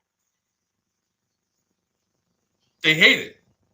You ever hear people say, oh, never buy that, man. I had one of those. It was a money pit. It was a money pit because you bought one that you wanted to shoehorn your way into the car. You couldn't afford the one that had the warranty, 3 years, 4 years old, buy an extended warranty, keep it 8, 9, 10 years, pay the car off in 5 or 6, and then you have, a couple years with no payment. You still have money to the side for your maintenance and your repairs when things go wrong. No, you bought one right from the start with no warranty because you wanted to be in a Mercedes. And they come out crying. You could just see it welling up in their eyes. We know, we've seen it too many times. That's a brand that people without any affordability index, they're going to buy cars that they cannot afford because they can afford the payment. And the saying is, if you can't afford to maintain it and repair it, you can't afford the car. So we never want a car that has a loan on it past the 10th birthday. That's an affordability gauge. That means I'm looking at a 6-year-old car. Car is 6 years old. 4-year loan. The amount of the number of years on the car, and this is in my book. Nothing I'm telling y'all is me coming off the top of my head or off the fly. I'm teaching you out of my book. That's what these shows are. I'm literally, when you are reading the book, I remember Deshone talking about this on the stream. Oh, I remember Deshone said this on the show. Everything I'm teaching you on the show is my book. So you can understand. I'm not winging any of this stuff. But when you look at the rule of 72 on the 10th birthday, it says the age of the car and the number of years on the loan should not go past 10. So if you're looking at a 5-year-old car, that already says my budget can only afford 5 years old. Like I can't get 4 years, 3 years old, which means I need a 5-year loan. If I'm looking at a 4-year-old car, I could do a 10-year loan. I mean a 6-year loan, because that's under 10. If I'm looking at a 3-year-old car, I can do a 6-year loan. 2-year-old car, 6-year loan. But if I'm looking at a 7-year-old car, 3-year loan. And what you're going to see is, wow, when I use that, Deshone, I see there's certain cars I can't afford. Correct. Correct. Because you can't afford the car to begin with if you need to get a 6-year loan on a 7-year-old car. Does that make sense? Type $ if that makes sense. Type a $ if you're getting this. Type a $ and let me know you're getting this. Never heard of a 40-year mortgage. Exactly, Artelis on Instagram. I didn't hear about it until I started teaching this. Because the reason we created the rule of 72 on the 10th birthday is because we wanted to bring the same standards that they have in mortgages to the car business. There are people who only get a 3-year loan on a car or a 4-year loan on a car. That's like a 15-year mortgage, short-term mortgage. And then there's people who say, all right, I want to do a more average 5 or 6-year loan. That's your 30-year mortgage. But when you start going to 7-year loans, that's 84 months on a car, you're moving to like a 40-year mortgage. You are going past affordability. This is a sign. This is a red flag. I cannot afford this car. I cannot afford this car. Let me look at less car. Let me look at what I can sacrifice. We talked about that earlier. Can I sacrifice size? You don't usually want to do that unless you're getting a car that's just big for no reason. Oh, I just like big cars. Well, you might not want to get a big car in this time. You might want to go smaller. But never get a car that doesn't cover your needs in terms of size. What you really want to look at is amenities. All right, I don't need the big sunroof and the leather and all of this stuff. You know what? Let me go to the next amenities down. Class. So you're like, oh man, I'm used to driving Lexus. I'm used to driving Mercedes. I'm used to driving Genesis. I'm used to driving Infiniti, Acura. No, maybe you got to go down to the next class. You'll save $5,000-$7,000 going to a lower class of vehicle. These are the things that you want to be looking at. This is how you want to approach. This is how you don't. This is how we win. This is how you understand your car transactions versus just like, all right, time to get a car. Can you just do this for me, Mr. Person who I know is going to make money on me, and it's your job to make money and they're going to fire you if you don't make money on me? Could you just get me the best deal possible? No. DJ EJ, thank you. Ray, getting value out of it. I see you. Awesome. Deshone, how much should we try to negotiate out the door? That's a bidding process. See, that's a feeling for, we don't worry about that. I'm going to tell you why. Some deals, their best deal is going to be $10,000 off. Some cars, the best deal is going to be $5,000 off. Give you an example. In some deals, the best deal is going to be, you're not ready for this, almost $30,000 off. Now, let me show you each one. So when you look at, where's Tiffany? So Tiffany, no, that's Chris. Hold on. That's Kanika. Oh, wait a minute. All right, let's go to the. So the question you're asking reflects normal negotiation, which is we're feeling for the bottom. We don't really know where the bottom is. We're feeling for the bottom. And you're feeling for the bottom, it's a losing strategy because you don't know how deep, you don't know how low the bottom is. When you feel like in your gut, okay, I think this feels like the bottom, you take the deal. Losing strategy. Because the bottom is different for everyone. So you look at somebody like Sean. Sean gets 15, he bought an F-150 Lightning. He got, with the discount from the dealer and the hidden money, unadvertised rebates, over $20,000 off his F-150 Lightning. Over $20,000 off. Now, you look at somebody who, let's see if we can find Kimberly. Kimberly, when she got her Maserati, I love just keeping Kimberly up because she's like, you know, she got over $20,000 off her brand new Maserati when she got it, even though it was last year. But I want to look for a smaller deal. So I think I might have took Tiffany's down. Hold on. Because Tiffany got a Mazda.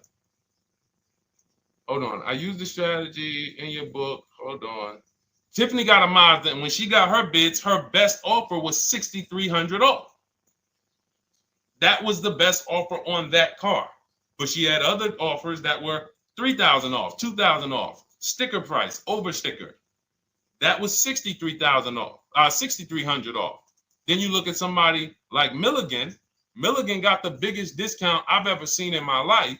She got a $79,000 car. She got her bids, and she got almost $30,000 off. It's $79,000. She paid $51,359. Brand new car. Brand new car. Brand new car. So do you see that if we're trying to feel for the bottom, let's say you think, all right, $3,000 off. I guess that's a good deal. You're getting beheaded. So we cannot feel for the bottom. That is buyer's remorse prone. That is how we have buyer's remorse. The only thing we do is we sit at home, we get bids. That's the name of the game. When you are getting bids, life changes. You now know, oh, this deal is taking off 8. This deal is taking off 2. This deal is taking off 8. This deal is taking off 10. This deal is taking off nothing. Oh, the $10,000 dealer wins the bid. You took off $10,000. That was the bottom. And again, we use the 25-to-5 strategy where I show you how to connect with 25 dealers in 20 minutes from home. You get your bids. You want to call around, do it by phone, call and get your bids by phone. We do this by email without talking. That is what's in my book. That's how we do it. So everything we talked about is in my new digital book. Cars from Home, 7 Steps to Saving Time, Money, and Avoiding Dealerships. Normally $97, part of our welcome offer. You get your copy for $24. That's 75% off. In my TikTok bio, click that link. My Instagram bio, click that link. Or YouTube comments in the Facebook comments, deshonsbook.com. 2 hours, get your $24 and let that continue to make money for you and keep money in your family. We didn't talk about. We didn't talk about selling leases and equity in leases. We didn't talk about the bank bidding wars. We didn't talk about, we did deep on leasing versus buying. We hit on a lot. We hit on a lot today. Now, for those of you who are like, Deshone, I'm just meeting you, I don't really trust you yet, then start with my free cheat sheets. Dolan will put a link for you. You can go to DeshonesCheatSheets.com, put a link in the comments, and just start with my free cheat sheets. We've given thousands of people have started with my free cheat sheets. That'll expose you to the Cars from Home world, because once you see the value, like, wow, this is what Deshone's giving us for free. What is in the book? The book is your step-by-step checklist, step-by-step blueprint. But if you're like, you know what, let me just get started with the cheat sheets, go grab the cheat sheets. Now, mark your calendars. We're here Monday through Thursday, 12 p.m. Eastern Time. Show usually lasts about 90 minutes. You can bring your questions. You might be watching this on a replay, because you'll see a lot of people ask the same question you would have asked. But mark your calendar so you don't miss a show. We'll be back, and then we'll run the whole replays all through the weekend for those who couldn't be here during the week. So I'm going to start. I might start doing something for people who bring people. Write me some ideas, because what I really want is I want to come up with something, a way to reward people who share. That's why I wanted to give a free copy of my book to our nurse on TikTok. You know, like, I want to come up with something for people that bring people, that help me actually spread this message. DM me some ideas, and I'll watch that. I can't read all the DMs, but I will certainly start that DM with, you know, I have an idea, and then I'll know that's you, because I want to come up with something specifically for the people who share. All right. I'll see y'all tomorrow. Thanks for watching. This has been our show. Congratulations to everybody that got the book. Make sure you send me your success stories. Email me when you get your cars. I want to hear all about it. All right. God bless you.